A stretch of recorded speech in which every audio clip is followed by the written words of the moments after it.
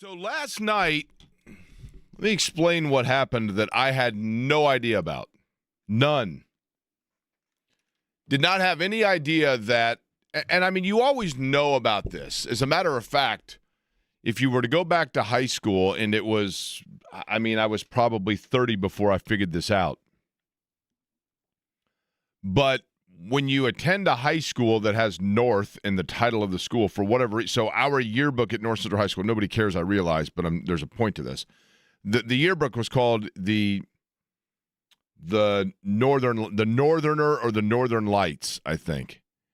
And then there was like an offshoot of that, kind of like an underground newspaper, if I'm not mistaken, called the Aurora Borealis. And I never was, it was like 30 years old before I realized, oh, the Aurora Borealis is the official name of the Northern Lights. And so I always knew of the Northern Lights, and all I knew was that, like, if you go to, the North Pole and you get out of the way of Eddie Garrison the Elf while you're up in the North Pole, you can look up and the sky is pink or red or purple or whatever. And that's what I knew of the Northern Lights, right? And then last night, I'm literally minding my own business, tending to things, getting things set for today when JMV is going to take over. Thanks for that, and we'll get into that. And I'm going on vacation, and suddenly, and I'm on a group text of friends from high school. And Michelle Connell sends this text and says, hey, is everybody looking at the Northern Lights? And I thought, why is she looking at a high school newspaper from 36 years ago? That seems odd, right? And then I hear it, I get in my car, and I hear the song, right? And it starts to dance in my head. And so everybody is posting pictures everywhere of the Northern Lights, right? And the pink hue of the sky. Now, Eddie, you didn't get to see it because you were in here doing the Pacer game, correct? That is correct. Okay. So I drive up north, and I go to my sister's house up near Carmel, and she has kind of a field in her neighborhood. And lo and behold, and, oftentimes people will say with something like that you need to, well, you can't see it to the naked eye, but if you take a picture on your iPhone, then you can see it. Well, I never thought I would see the Northern Lights. I knew about the song from Fish. I knew about the old newspaper. I never thought I would see it. And I looked up, and I believe this is also the case tonight, Eddie, so you have a chance at reprieve here, really? Right? Yes. Okay. Well, the Northern Lights doesn't have banking hours. I mean, I think that it's just there, right? So it's not like the I can't even. I'm going to stop talking. The full moon. Thank you. Yeah.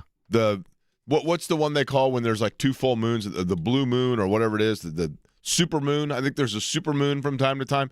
So the Northern Lights are essentially, as I understand it, and my understanding would be vague at best, because even though I had to go back and take college electives 2 years ago, been a while since I've studied this kind of thing. But as I understand it, it has to do with solar flares, and then as well the crystals of the atmosphere and the way that is interpreted, and then, or not interpreted, but you know what I mean, the way it comes through and the colors that it creates. So last night, I'm standing there, and my sister says, no, you got to wait, and all of a sudden, like, it'll just happen, like, from time to time, and boom, there it was.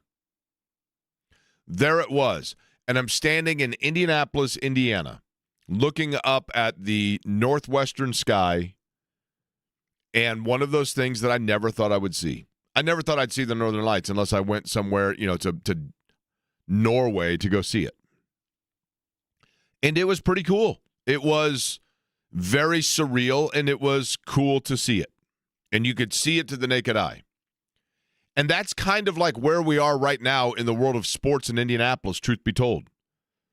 Did you think 6 months ago that going into the bye week that we would be talking about a Colts team that is 8-2?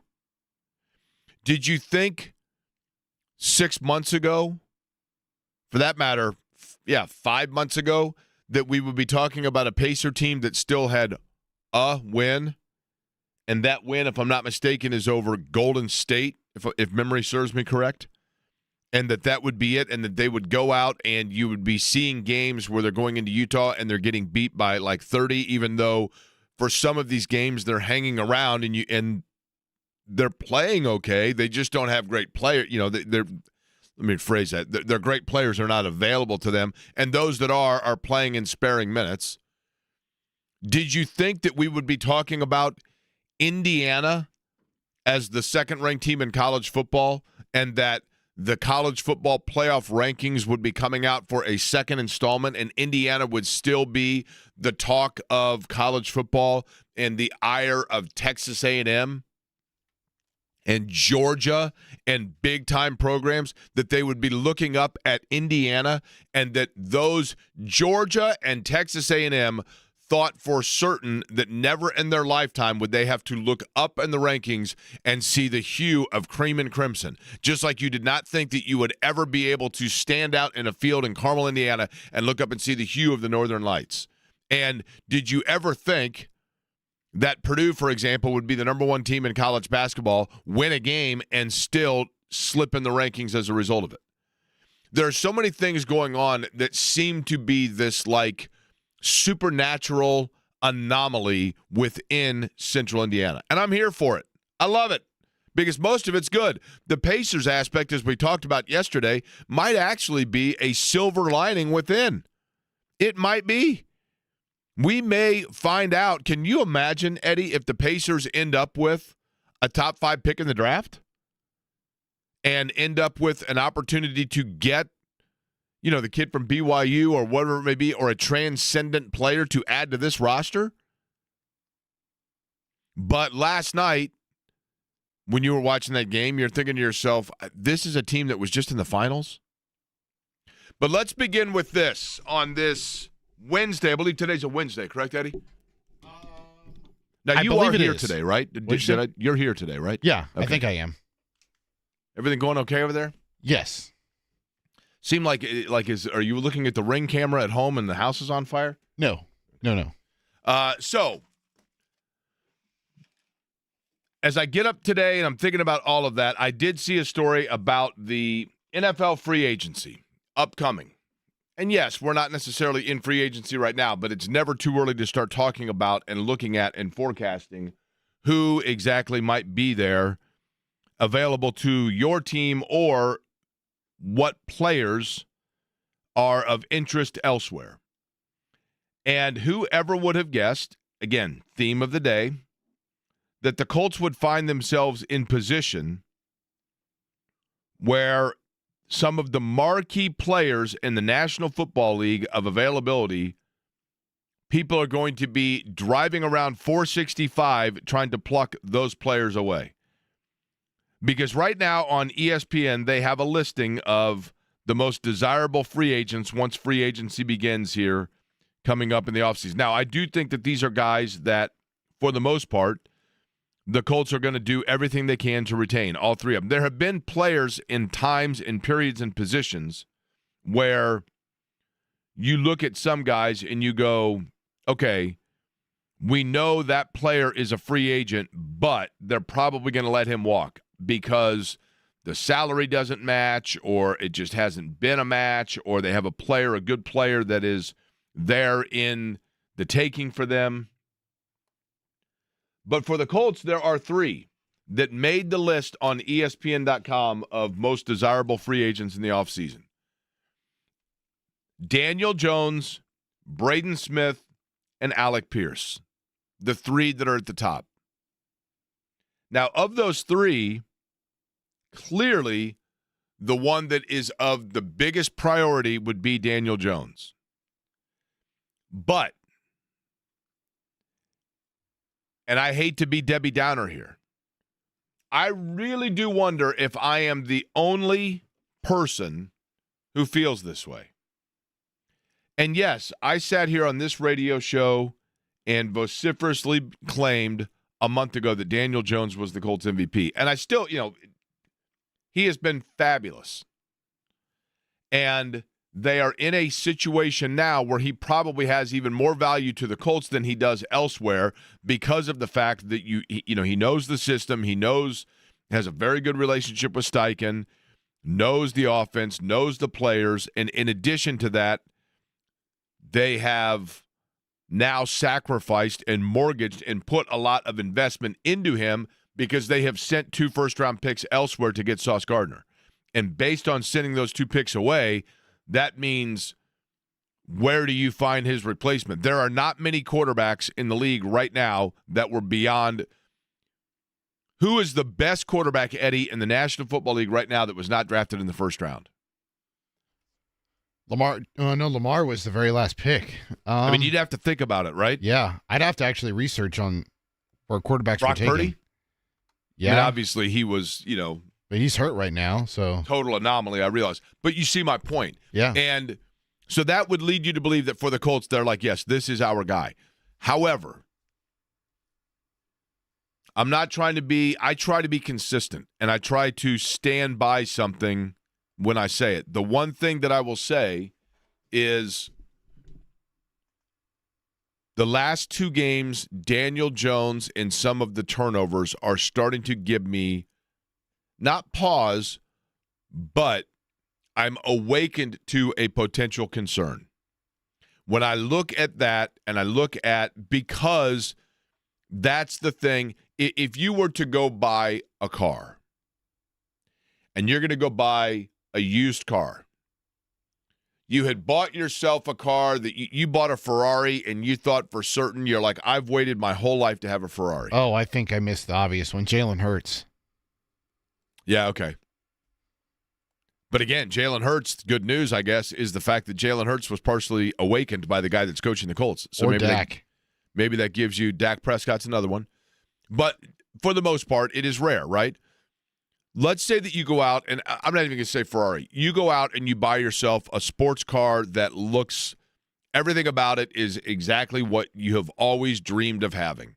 And you have waited forever. You've had a car that you keep having to put more and more money into it, and your mechanic and your significant other, and every person's like, look, man, you're going to have to quit driving this car. You've got to get a new car. Whether you get a new used car or a brand new car, I don't care, but you are just wasting your money with this car. And that's what the Colts were doing at the quarterback position for a long time. Look, you're going to have to get a quarterback. I know you want to get Phillip Rivers. I know you want to get Matt Ryan. I know you want to reawaken those guys and extend and keep taking it to the mechanic and putting a little more money in it and getting another 10,000 miles out of it. I get it. But eventually you've got to make the commitment and get a car. So you do that, and you go and you get your dream sports car. And it looks sleek, and it looks fast, and it can absolutely drive in the open road like nobody's business. But unfortunately, the second that you get it, the forecast changes, and it's literally snow, ice, and or rain 6 days a week. And you're like, yeah, on the 7th day, this car is unbelievably fun. Well, that's true, but it's in the garage a lot. Well, I know, but it's hard to drive in these conditions, or it's got this going on. So eventually you say, while I understand I have the sleek, sexy, super fun, intriguing, waited my whole life for it, brand new sports car in my garage, I've got to go out and just get a simply reliable car with 25,000 miles on it that is really good from A to B. And you Honda Civic. A Honda Civic. And you go and you get that car, and you pick it up, and the guy that you buy it from says, I'm just warning you. This car, even though everything about it is super reliable, there are times where the muffler rattles, and there are times where, like, the suspension slips a little bit. And you get it, and as soon as you start driving it, you're like, this thing's unbelievable, and you have zero problem with it. And everything literally hums along with no problem whatsoever. Jake, I love your sound effects. I need a muffler one and a suspension or whatever you say. That's your muffler, right? Okay. There's your suspension, okay? I'm familiar the with that muffler sound. more would be like, but you get my point. So once those little sound effects come into play, once you start to hear it, because the guy that you bought the car from had told you it had otherwise been a good car, but the muffler and the suspension were the reason why he was able to sell it to you for a really good price. As soon as you start to hear even a hint of those two things, it literally is like when you look up in your rearview mirror and you see a bee flying in your car. It's like, oh my gosh, holy cow, here it comes. and it accentuates itself, and it's louder, and it seems exaggerated. And that's where the Colts are right now, seemingly, if you really think about it, not the Colts, but as a Colts fan, where if you want to put yourself there, and I'm kind of there with Daniel Jones, I'm not saying that I'm ready to trade in the car by any stretch of the imagination. But for the first time, I'm starting to hear the sound of the muffler and the of the suspension that are the reason the car was available to begin with. And for the first 7 times that I drove to work, it was flawless, the smoothest ride ever. Yeah. And that's where you are, and then you look at it and you go, yeah, but I already took my rainy day fund for a new car, and spent it.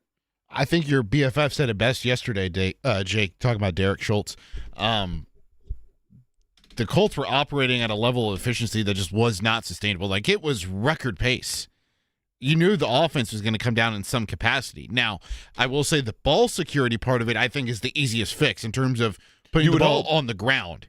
That's just, being aware of, hey, I need to have 2 hands on the football at all times when I'm in the pocket, and I can't just have the ball loosey-goosey when I'm running outside the pocket to where it can, slip out of my hand when I'm going down to the ground. I don't or disagree, Eddie, swap. but the problem is this, okay? And again, admittedly, okay, this is like what we're doing right now is going out into a Carmel field to see the Northern Lights.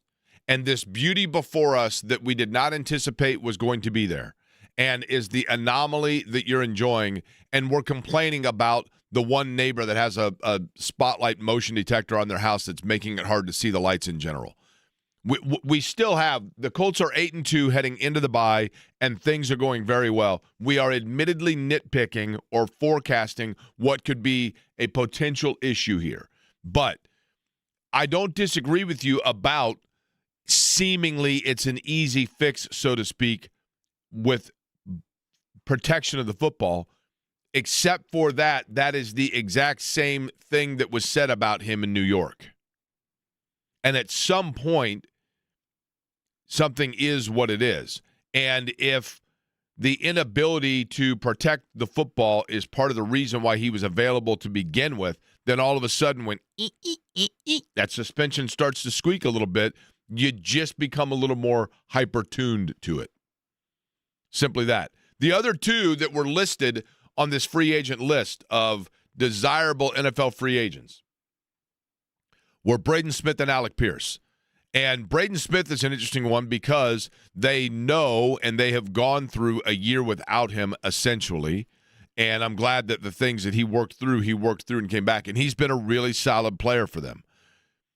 But at the same time, because of his, when I say age, it's not like the guy's 40, but Chris Ballard has done a good job of finding offensive linemen. Gonzalez has been a really good find. Bortolini was a really good find. And finding guys, even if it's not necessarily at their natural position, maybe you get a tackle and you move them over to guard to replace Braden Smith.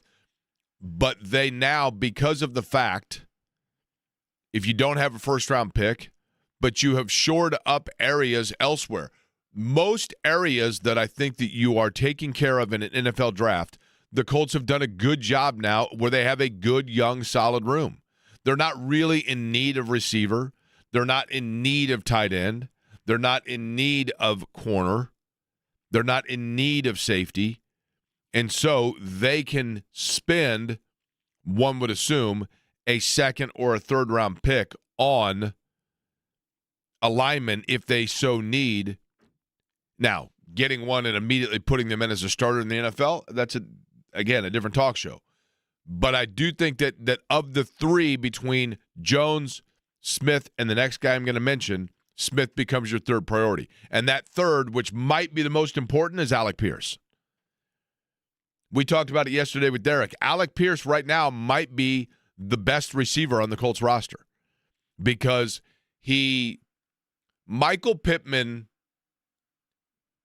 is a dog. He is and that's a good thing.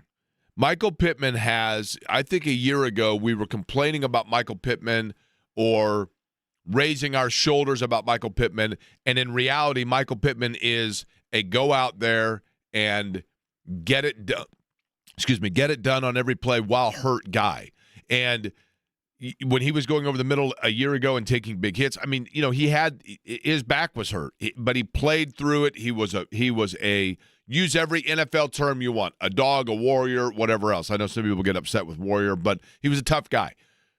And he's been a great player for them. And Josh Downs is certainly an important floating amoeba all over the place. Wherever you need to find a play, Josh Downs seemingly is there. And Ashton Dulin, I think everybody knows how much I love Ashton Dulin. Find yourself an Ashton Dulin. But Alec Pierce, in terms of the versatility that he has, number one, because he can get behind the defense, but also now because he has, whether it's that he has reinvented himself in this area or they have reinvented the way to use him, he can be an online bubble screen or short yardage, almost possession level receiver. His versatility is definitely to be commended. And then you throw in the fact, Eddie, that there's rumor that he dated Sydney Sweeney, right? I don't think I've ever seen that. I've never seen that rumor. You've not seen the rumor that Sydney Sweeney and Alec Pierce, I think maybe they just went out and got frozen yogurt once. Look up, can you do me a favor? And it might be dangerous on the company website. Look up Sydney Sweeney, Alec Pierce, and see if anything pops up. I see nothing. At least in terms of on the internet. You don't see anything? You've never heard? Am I the only one that's heard this? Am I the only one? Greg Rakestraw going to join us just a couple of minutes, and I'll ask Greg if he's familiar with this. I'm Googling it right now. Yeah, Sydney Sweeney, Alec Pierce. No. I have never, no. There's not even a single thing that pops up.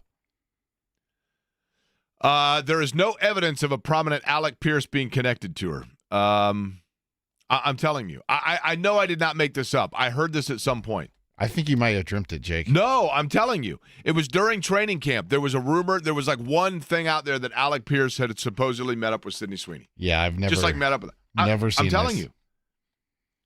Call me crazy. I think you're making this up. On the show today, Greg Rakestraw going to join us just a couple of minutes. Maybe I'll ask Greg if that's. I'm telling you, I'm not saying it's founded. I'm not saying it's factual, but the rumor was out there. I'm certain that there was a rumor at one point that Sydney Sweeney and Alec Pierce had met, or he reached out to her or something, or they were somewhere. He's a nice looking guy, right? He is. Are you saying that that's not necessarily that not in her category? You said that in disbelief. That. No. I just get very weary of complimenting other men. Why? That Matthew McConaughey is a nice looking fella, right?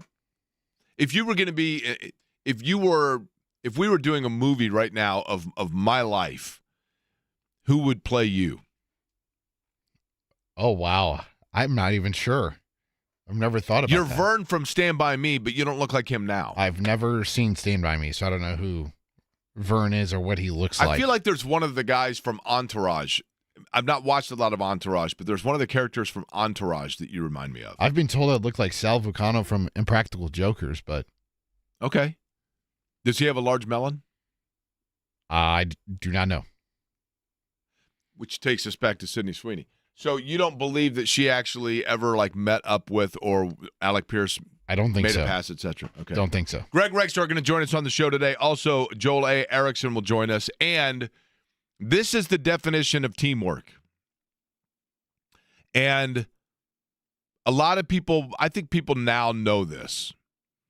But originally, yesterday we had Derek Schultz on the show, for example. And Derek and I, of course, did a show together for, 8, 9, 10 years, something like that, over on another radio station that no longer has local sports programming.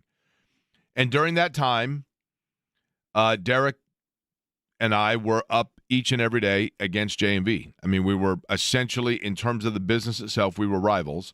And, however, J&V kind of cut his teeth, came up through the ranks, working for Mark Patrick. I was doing the same for Ed Sorensen.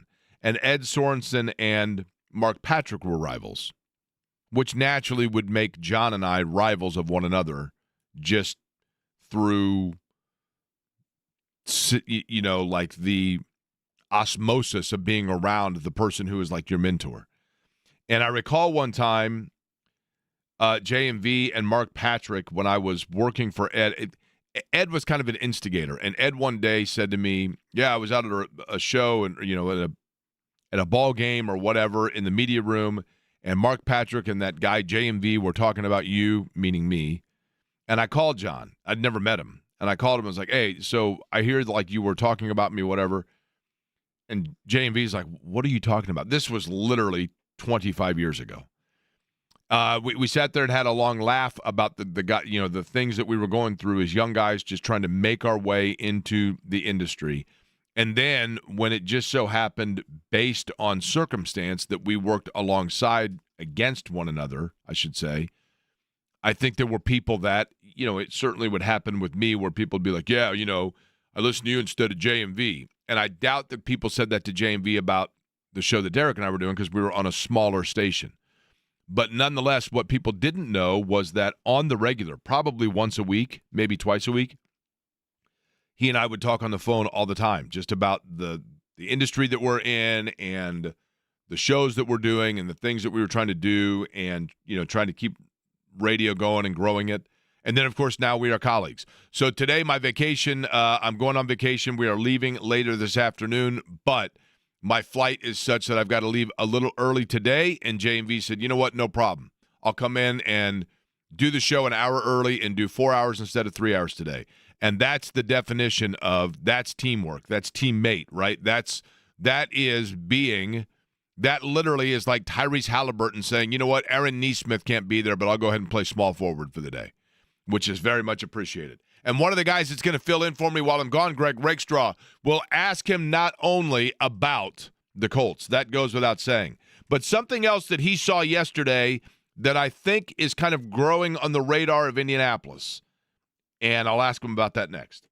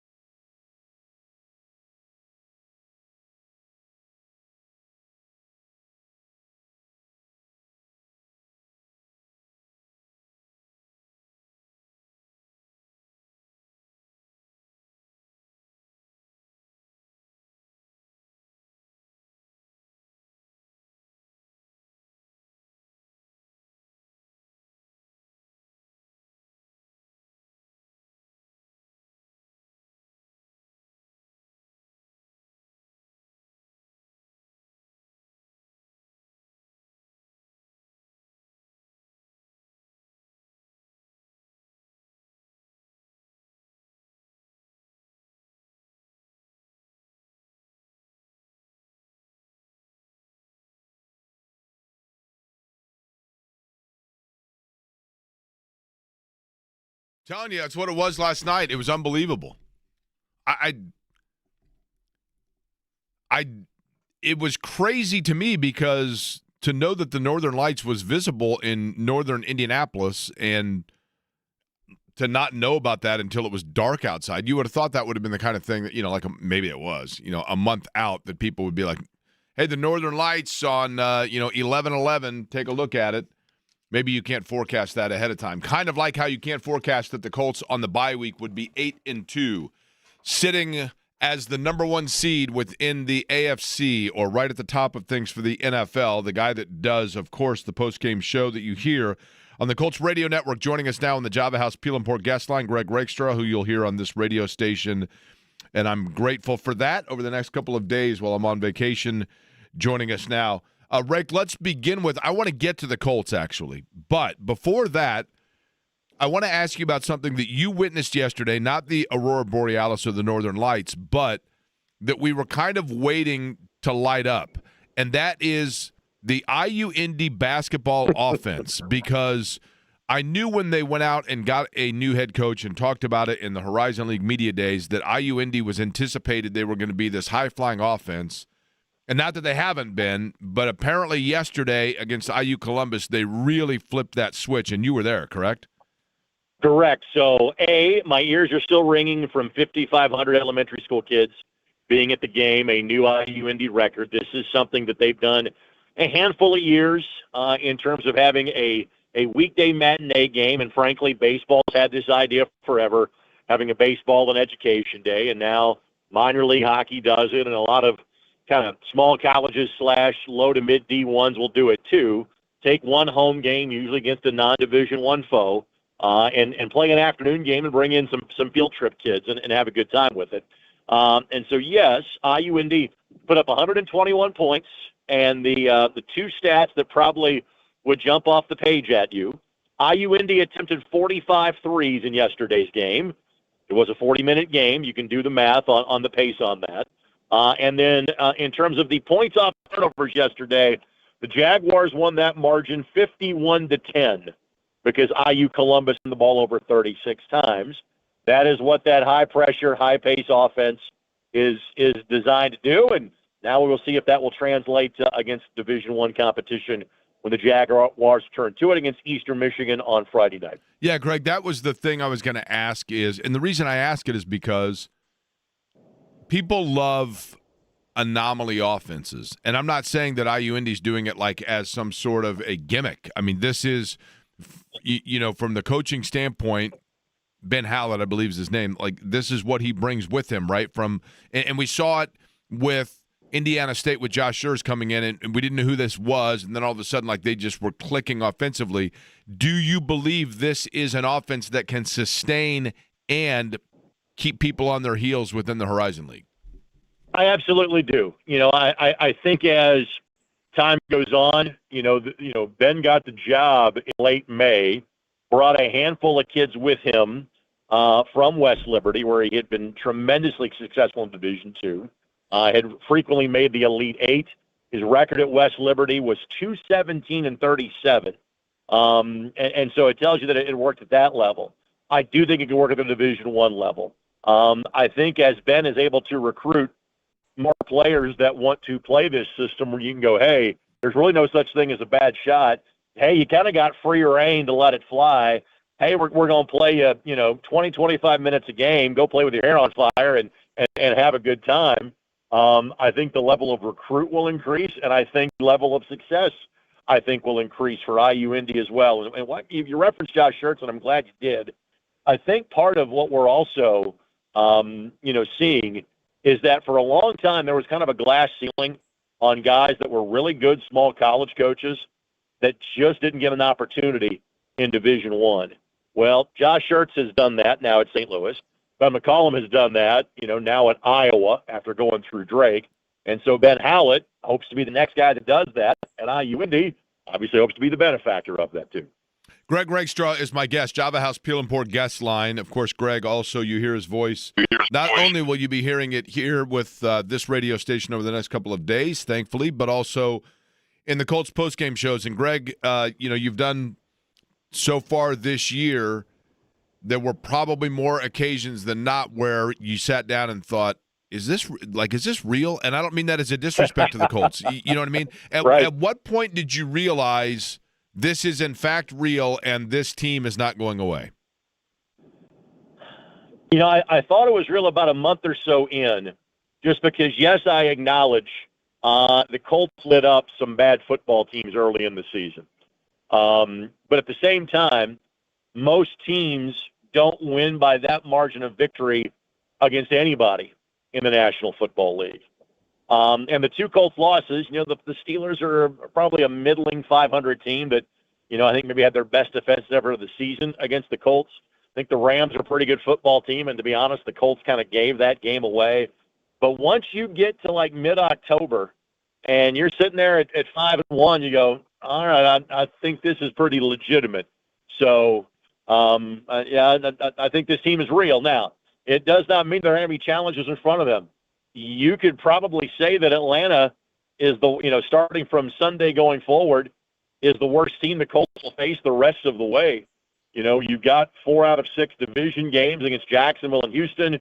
The other 3 games left are Kansas City, Seattle, and San Francisco. So nothing comes easy of the 7 games the Colts have left. But because of the style the Colts play and because of the general thought that you can run the ball on anybody, that gives you a chance against anybody. And so I think there are potentially great things ahead of this football team, Jake. Do you have concern, Greg, or let me rephrase that. I have concern, and then I want you to tell me if you think that I am being way too paranoid / critical. Daniel Jones has been spectacular, and I've sung his praises on the regular here. But the football security the last couple of weeks is starting to suddenly give me a little bit of PTSD of what happened when he was in New York. Talk me off that ledge. No, that's fair, and that is on my radar as well. And the thing that would correspond to that would be the fact that, we sang the praises of the offensive line, both run block and pass block, for the first 8 weeks of the season. All of a sudden, there's a lot more pressure around Daniel Jones. And so I'm not sure I can talk you off the ledge other than, hey, the Colts still have the best record, one of the best records in the National Football League.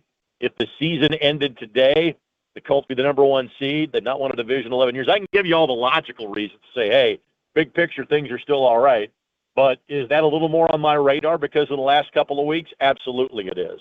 The part that doesn't relate to Daniel, or clearly relates to Daniel Jones, but isn't necessarily on him, would be, all right, take a look at what's changed in terms of pass block along the offensive line, and can you rectify that? Can that get better? So, frankly, number 17 doesn't have so much traffic around him.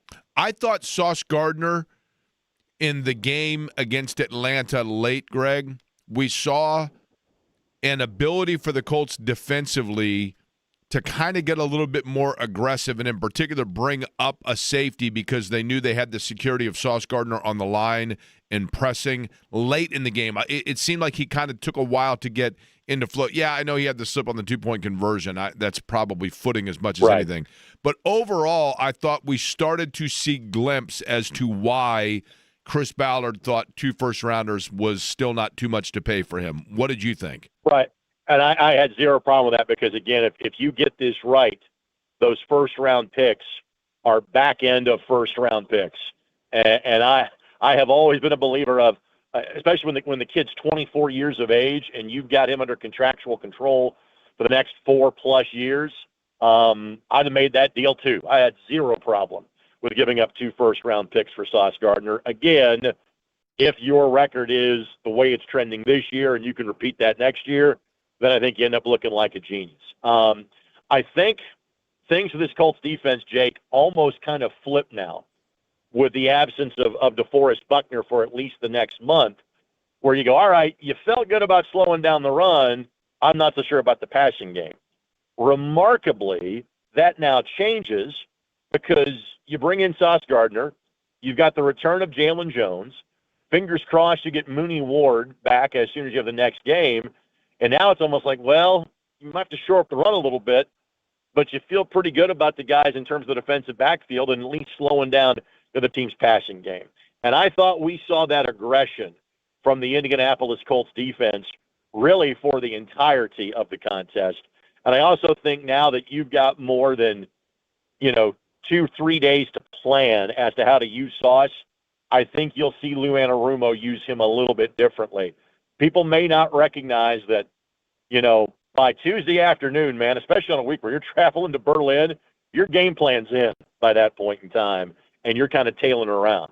Now that you've got the bye week and they're fully prepared for that, my guess is how they play defensively might change a bit more around Sauce Gardner than what we saw on Sunday. Greg, before we find out what you've got in store for the next couple of days, I had mentioned this earlier, and I want you to tell me if I was hallucinating. I could swear that around the time that we were at Grand Park in Westfield during Colts camp, that there was some sort of online rumor that Alec Pierce had a date with Sydney Sweeney. Am I totally off base? I remember hearing about that.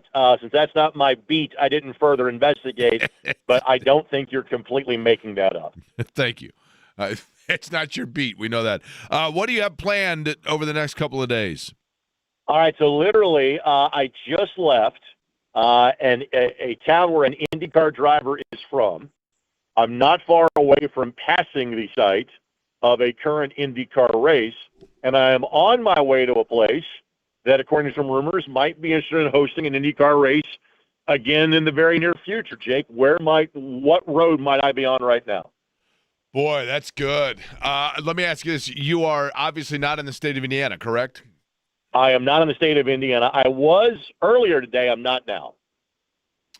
My first guess would be that the Ed Carpenter was born in Paris, Illinois, and if you were going north, you would be going past the Chicago Speedway, perhaps in Joliet. That would be my guess of the path that you're going. Am I even remotely close? If we had this conversation last Wednesday night or Thursday, you would have been correct. Go the opposite direction. I am on my way to Cleveland, Ohio for Horizon League Soccer as we speak. Okay, so you said the birthplace of one current IndyCar driver? So I just left the hometown of a current IndyCar driver. That'd be Graham Rahal. Correct. And I'm about to pass a current IndyCar facility. That would be Mid-Ohio, right? Very nice. I'm somewhere in the vicinity of Lexington, Ohio as we speak. And then you're on your way to, you said, where there's rumor that they could return? Well, correct. I frankly gave away where I was going. I have heard talk that Burke Lakefront Airport might be back in the mix at some point in time for the IndyCar. Correct. Series. I think that's correct. And that was a wildly popular venue. By the way, if you have time, go ahead and stop in just outside of Mansfield, Ohio, and go to the Ohio State Reformatory, which, of course, is Shawshank Prison and now is a museum for the movie, despite the fact that Eddie has never seen it. What? How is that possible? It's on like every other cable channel 3 times a week. How can you not just like accidentally bump into Shawshank Redemption? And Rake, would you agree with me with no spoilers, because Eddie and I are going to have a viewing party at some point? Would you agree that it is a top 5 movie all time? The best. I am from an era where yes, it is, and I am from an era where top 5 all time. I'm not sure, but it's in the upper 1 percentile. Yes. How about that? Yes. I'm in an era where the ultimate compliment I could give you is that was a movie that would be watched on like bus road trips, and I was like part of a team or doing radio with a team. And when that movie was on, like if the bus got home early, there was almost, or before the movie ended, there was almost a sense of disappointment that the movie was not going to continue to play so you could continue to watch the movie. Correct. That's how riveting that movie was and is. Great movie, no question. All right, Greg, I appreciate you helping out on the vacation here, and I know people will be looking forward to hearing from you.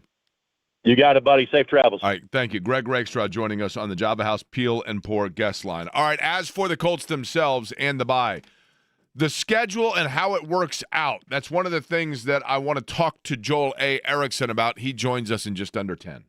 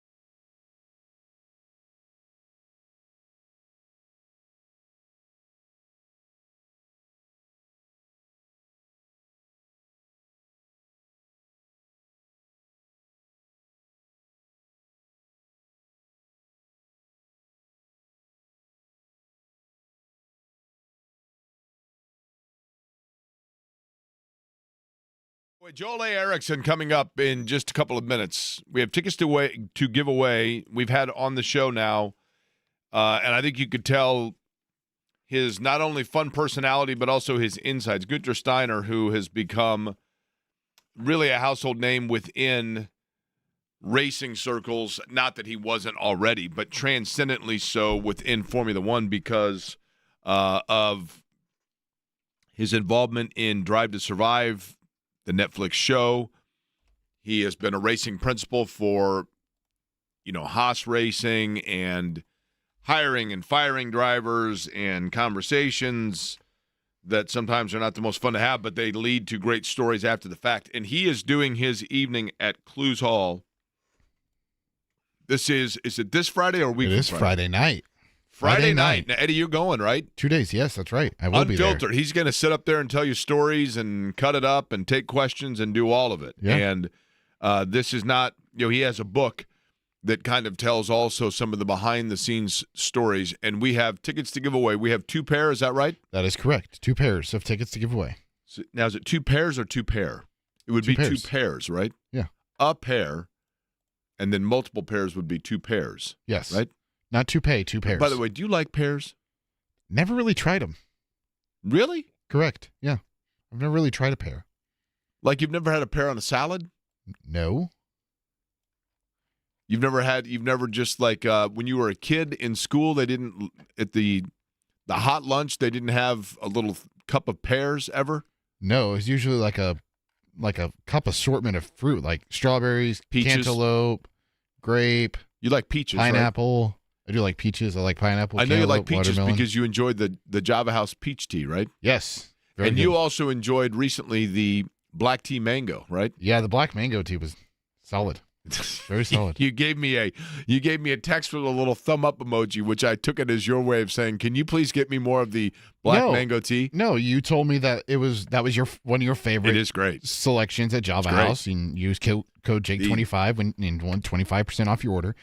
And I was like, you know what? I told you whenever I had it, I would send a review. So I sent you a review. It was Well, good. I will get you more of it. JavaHouse.com, by the way, Jake25 is the discount code for 25% off, or you can always simply type in my name on the search bar, and that will take you to the bundle that includes the Colombian coffee, the Liquid Science hydration drink, and the Wrangler energy drink, all peel and pour. Put it right in water, 8 ounces of water, and you are good to go. All right, so we have the Gunter Steiner tickets to give away. Eddie, we are going to give away both pair right now. Is that right? That is correct. Callers number what? Ooh, good question. Let's just go with callers 3 and 4.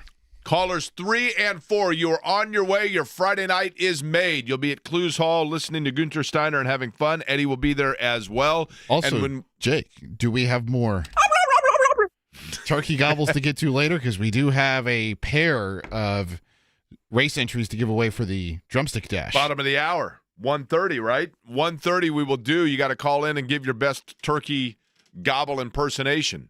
But Joel A. Erickson, other side here on the Fan.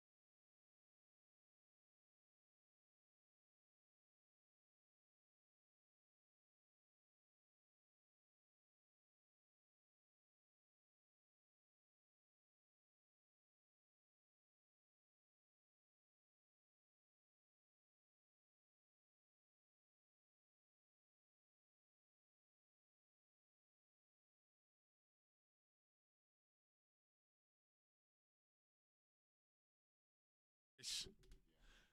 We're back into it, baby. It's the German techno music of the Dying Schweiss.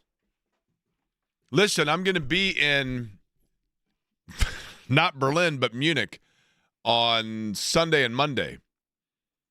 And I don't know if Shannon's aware of it or not, but we are technoing it all night at the big club there. There's the Dying Schweiss Club, right? Is this planned, Jake? I'm telling you. I told her, she was like, what should I bring? And I was like, a headband for sure, because the Dying Schweiss, we're going to be dancing the techno groove all night. So too did Joel A. Erickson, I'm sure, when he was over in Berlin. Can you turn that back up again real quick for that fella? Okay. This actually sounds like the sound I was making of the muffler of the car when we were using the Colts quarterback analogy.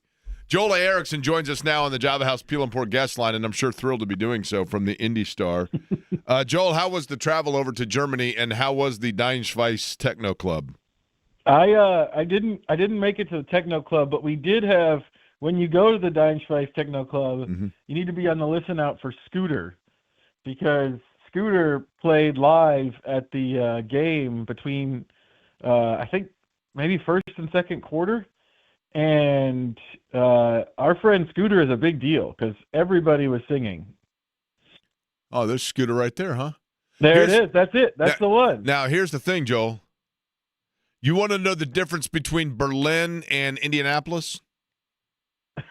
Yes. Scooter's a big deal in Berlin, but when I become the mayor of Indianapolis, all the scooters are going in the White River. I don't know if you knew that or not, right? That's fair. I'm fine with that. And then those pedal bar folks, not the folks themselves, but those pedal bars also, straight to the canal. I'm just telling you. That's good to know.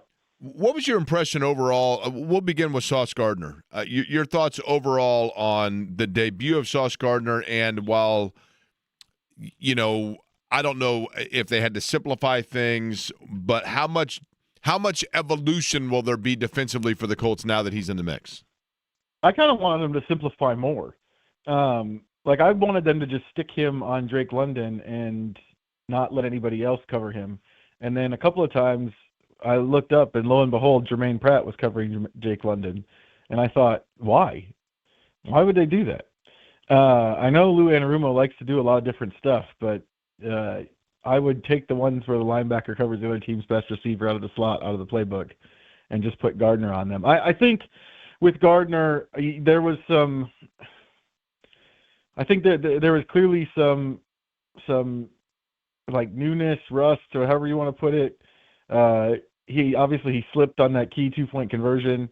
At the same time, there were a handful of plays where I was like, oh, that's why they got him, including the dropped pick 6, because they kind of left him over there by himself. They were bringing pressure. They were going to bring a blitz, and they had 3 receivers to his side, and they kind of just let it be him over there, which I thought for sure, like I remember saying in the press box, this is going to go badly, and then it turned into a pass breakup. So that was maybe the player I was like, that's why they got him right there. Scooter is one of the Muppets. Did you ever watch the Muppets, Joe? Oh yeah, absolutely. Scooter. Do you know which one Scooter is? I think Scooter is very he's underrated. With the glasses, right? What's that? He's with the glasses and the hair. Well, he does have hair, yes. He's the stagehand. Scooter's the guy that he's kind of the brains of the whole thing. You know what I mean? I mean, Kermit gets all the credit, but Scooter's the guy behind the scenes that really is kind of setting everybody up on the Muppet Show, and he's got everything going on, right? Absolutely. Who's the Scooter of the Colts? The behind the scenes guy setting everything up. Who's the guy? Who's the guy that doesn't get enough credit? It might be Tanner Bortolini. They had another screen in their screen this week where Bortolini, picked somebody off of Tyler Warren, and he had a big run. Or he had a big run after the play. He makes so many plays in terms of getting downfield and picking off linebackers and giving Jonathan Taylor space to do what Jonathan Taylor does. I think maybe if you're looking at like who's the guy who's kind of really been the linchpin that's made this whole thing go, I think it might be Tanner Bortolini. Yeah. Okay. Bortolini to me Now follow me here, Joel, okay? I'm listening. Braden Smith is a free agent at the end of the year, correct? Correct. Bortolini, to me, symbolizes or illustrates the lack of urgency perhaps in Braden Smith. And follow me here. I think Braden Smith's a wonderful player. He's been a solid guy. I mean, he's you've done a great job of writing about the things that he came back from off the field. But if you're not able to retain him, Bortolini does illustrate Chris Ballard's ability to, in the second or third round, get a lineman, and even a lineman that maybe is playing out of position of where they were in college and is able to grow into the position. And thus, I'm not as worried about the necessity of a Braden Smith because I do have faith in their ability to find a player to put in that position and go along somewhat seamlessly. Am I being too optimistic? No, I think that's definitely fair. I think the other thing that maybe people miss a little bit with Braden Smith is that if Braden Smith ends up playing elsewhere next year, they're almost certainly not replacing a right tackle. I think they're replacing the right guard. Because to your point about guys playing out of position, Matt Gonzalez is a tackle. He's playing guard this year, but he's a tackle by trade, or when he came into the league. So if Braden Smith leaves, you're replacing your right guard. I would say of the 5 positions, that's probably the one you feel the most good about needing to find and have somebody plug and play there. So, yes, I agree with you. I think, with Braden Smith, obviously, maybe Smith decides, I'm more comfortable here. This is the team that supported me, and he's willing to give more of a deal than he should. But if he doesn't, I do think you're set up nicely because I think most people are kind of looking at it as like, well, can Jalen Travis play? Right. I don't think that's the real question. I think Freeland? the real question is who's the right guard, because I think Matt Gonzalez is your right tackle. Yeah, and again, they very, very possible that the replacement's already on staff, right? Or already on the roster. I mean, don't get me wrong there. Your level, Joel A. Erickson, Indy Star, our guest, Java House, Peel and Pour guest line. Your level of concern about some of the ghosts of Christmas past and Daniel Jones starting to rear their ugly head in terms of the turnovers. Yeah, the fumbles, the one that they lost was really the egregious one, and it did make me kind of sit up and go, wait a minute, this is the Daniel Jones that we're not supposed to be seeing. It can still be an effective passing game. We saw that at times with the touchdown pass to Pierce and some of the plays to Warren in the last couple drives. But if he's not protecting the football and you have to overcome those mistakes, those sacks consistently, you're not the same offense that's averaging 3.2 points per possession or whatever it is, and you're going to have to figure some stuff out down the stretch. So I think as they go into the bye, that's probably got to be the number one question for Shane Steichen is what's gone on the last 2 weeks that we've got to get rid of and get Jones back to being who he was the first 8 weeks. Because right now he looks not like I still don't think he looks like the Giants version. But those turnovers are closer to it, and the sacks are closer to the Giants version than the Colts would be comfortable with. Joel, I've got a Muppets question that I'm going to judge you on your answer, okay? Okay.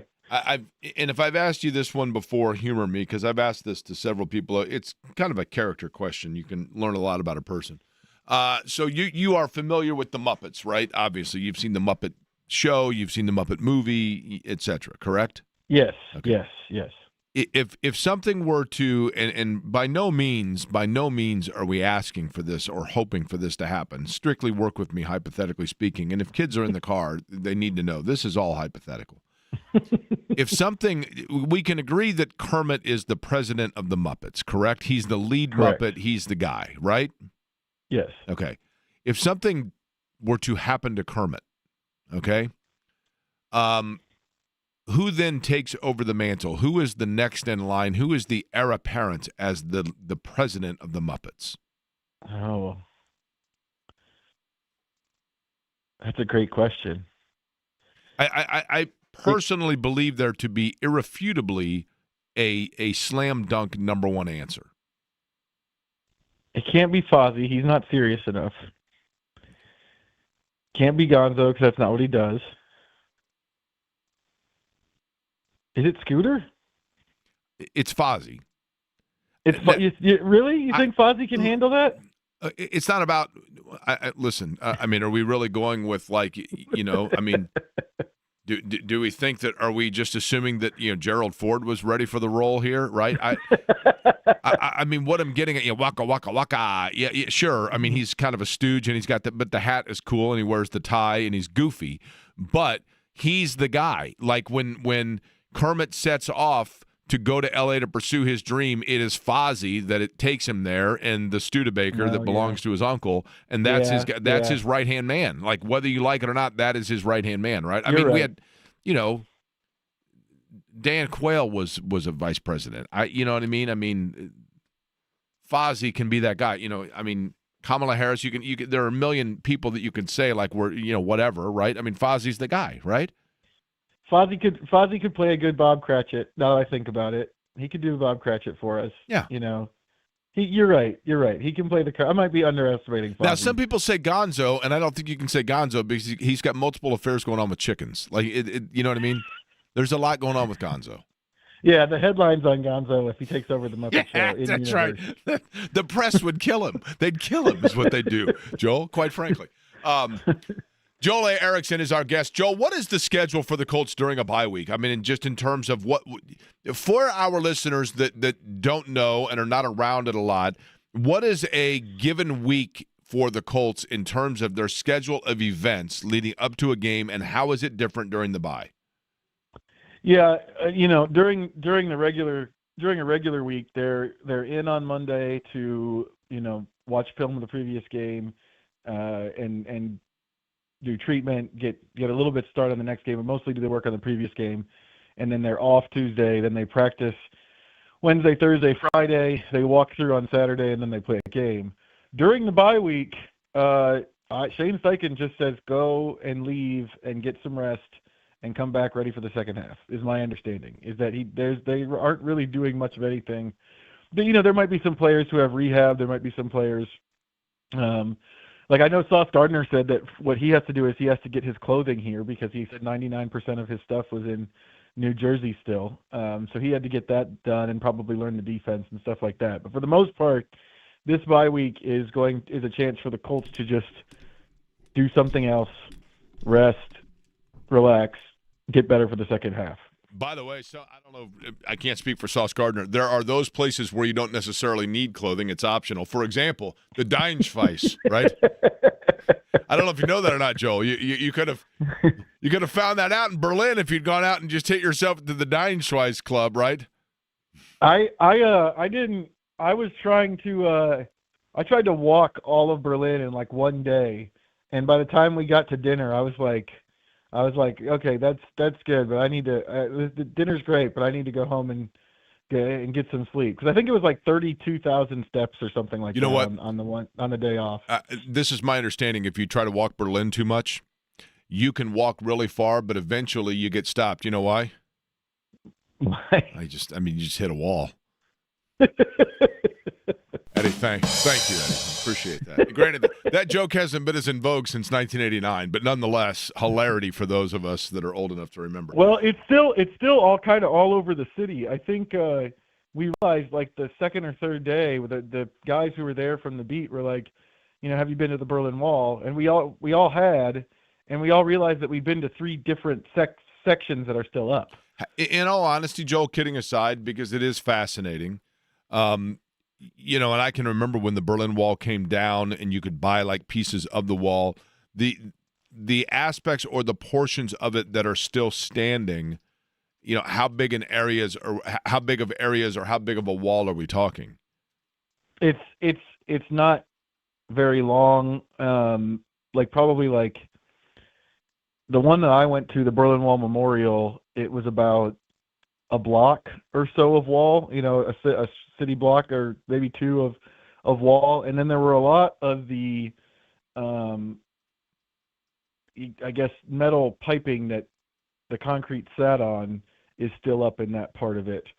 I think the one down by Stephen Holder's hotel might have been longer, but it's not like a super huge piece of the wall.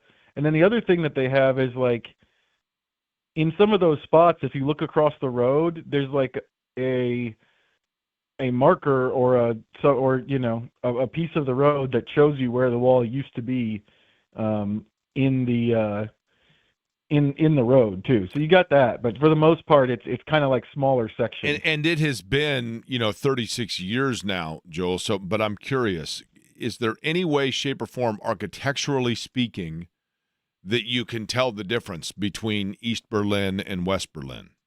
I couldn't.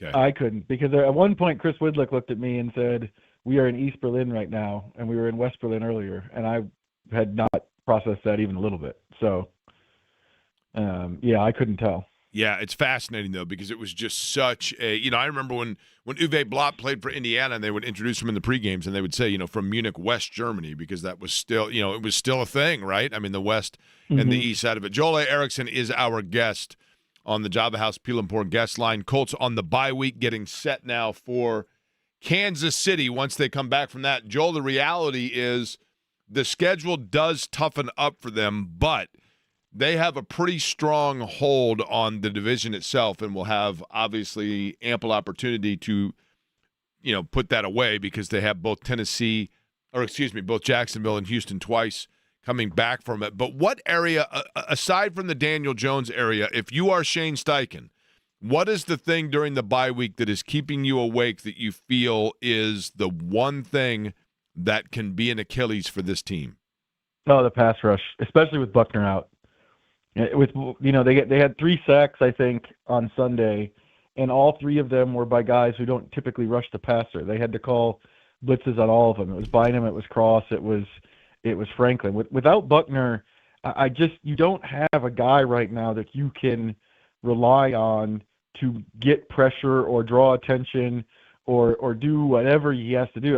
Latu leads the team in sacks. He's got 5. We've seen flashes. The Rams game was really good. The Steelers game was really good.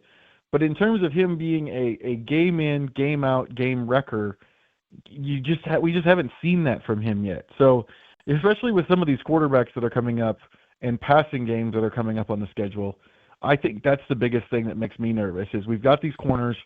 I would expect to see Mooney Ward back soon because we saw him before we left for Berlin on the practice field working out with trainers, so I would guess that he's probably going to be back not too long.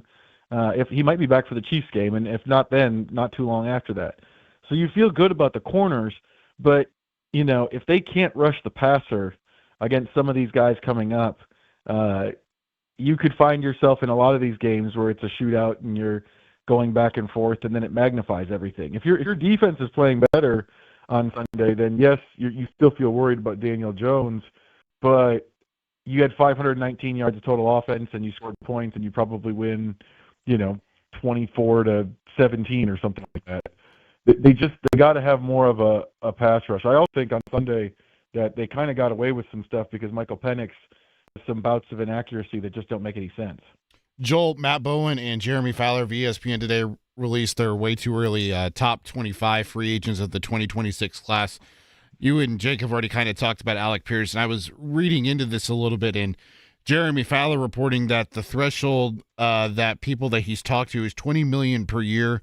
Doesn't seem out of the question for him. And I read that, and I'm like, that still seems like a bargain considering the fact of what Alec Pierce has displayed at no longer just being the guy that you just chuck the ball, 30, 40 yards downfield to.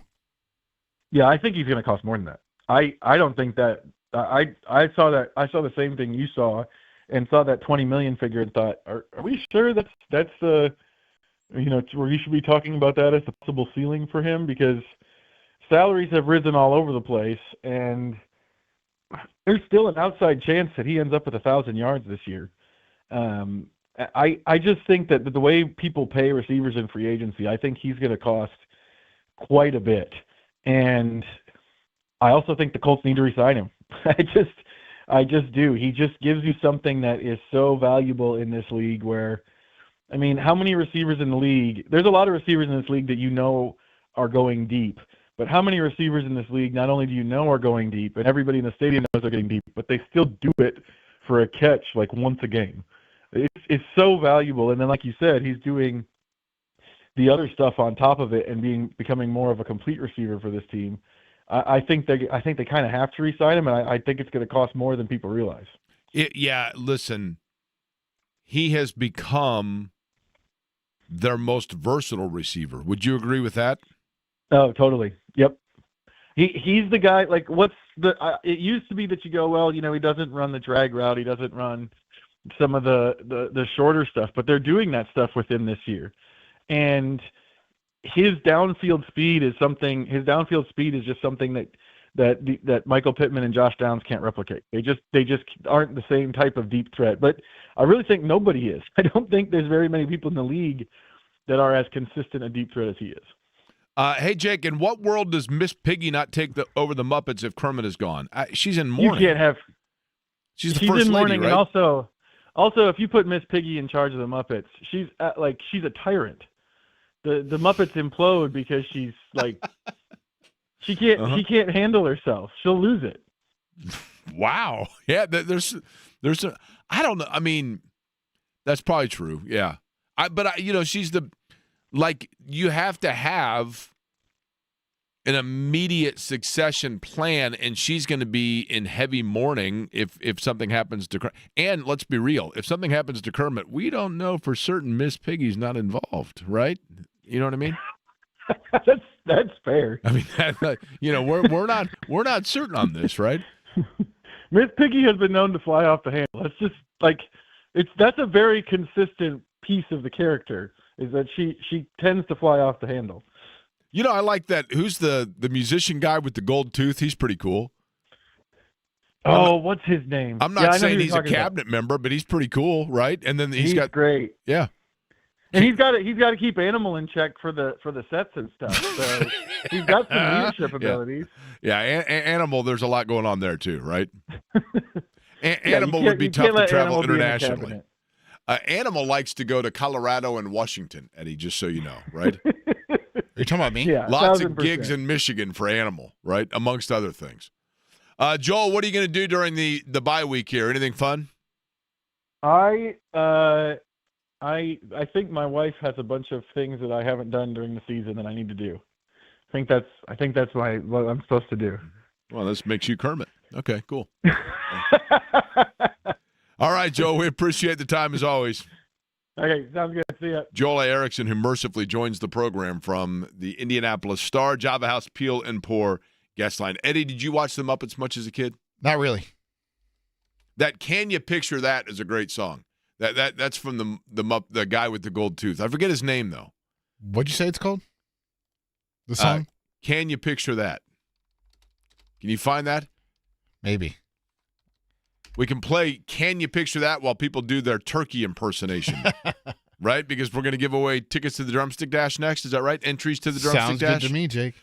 Drumstick Dash coming up Thanksgiving morning. This is in Broad Ripple. It is moving your feet so others can eat. This is a fundraiser, of course, four-wheeler mission, but we do have, and it is a great civic celebration. You don't need to run the whole thing. A lot of people walk it. People dress up like turkeys. They have fun with it in groups. It's a celebration of this great city, and we would love to have you there. It begins at 9 o'clock in the morning on Thanksgiving Day, right along Broad Ripple Avenue. Basically get there about 8:15, 8:30, something like that, and you can do one of the two different courses that they have, and we have entrants to give away, but you've got a match yesterday. Who was it yesterday that did the unbelievable turkey call? Is that James? I think it was James. Yes, James was unbelievable, and he gave me permission to reuse that from time to time if need be. But if you would like to go, you've got to call in, you've got to do your turkey call, and we will get you on your way. We'll do it on the other side.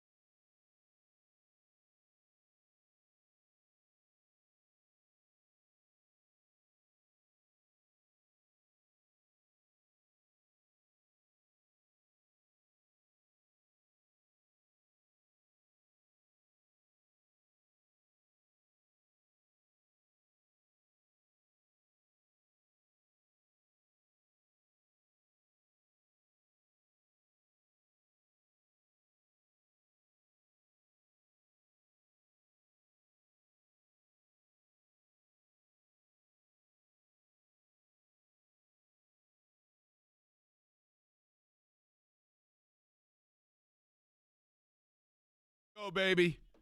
Dr. Teeth and the Electric Mayhem. Now, this is a jam right here is what this is, Eddie. Like, I know in Germany they like the Deinschweiss, but I think this might actually be superior to it. Gotta love the Muppets. We have an entry to give away. You said we have one, right, Eddie? Yes, we have a pair. So it'd be you and somebody else that you covet, child, friend, Gotcha. significant other. Now, yesterday we did this, and it was your idea to have someone call in and do their best turkey impersonation, right? Yeah, their best turkey gobble. Now, James was the winner that did exactly that, correct?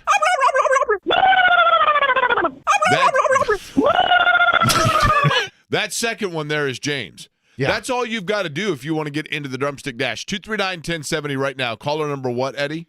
Well, we have one spot to give away. If we get multiple callers, we're going to have a gobble off. That's not bad.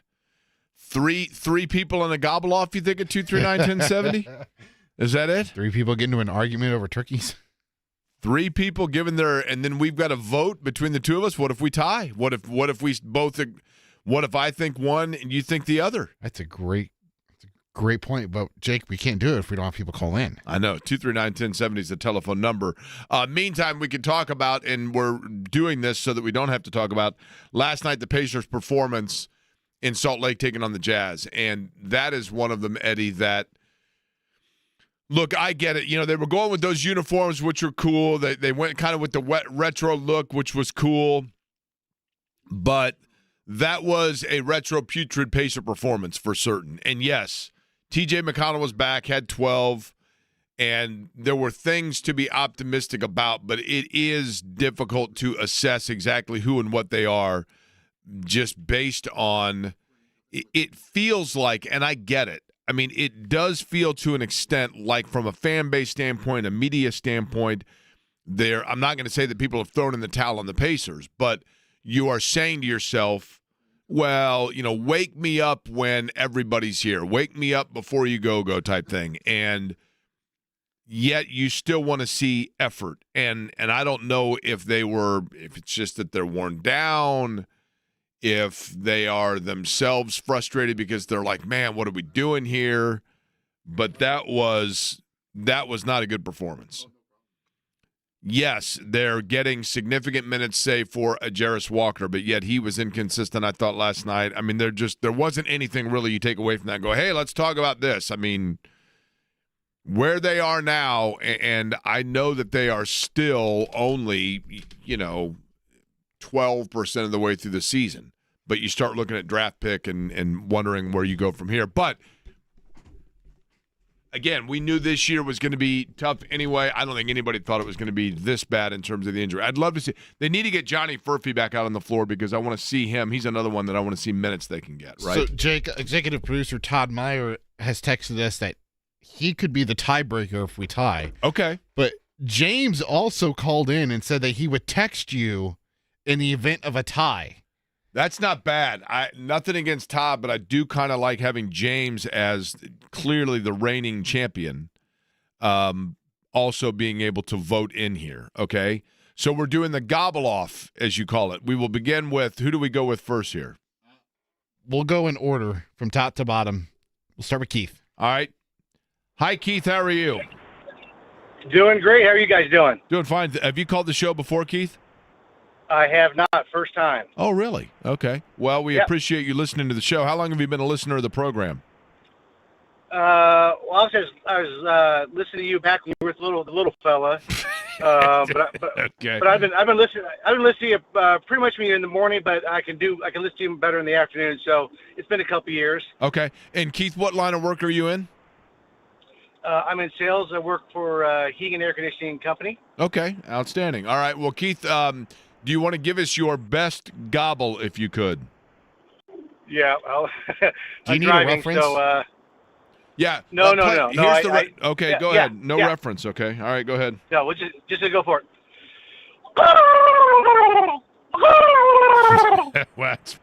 That is okay.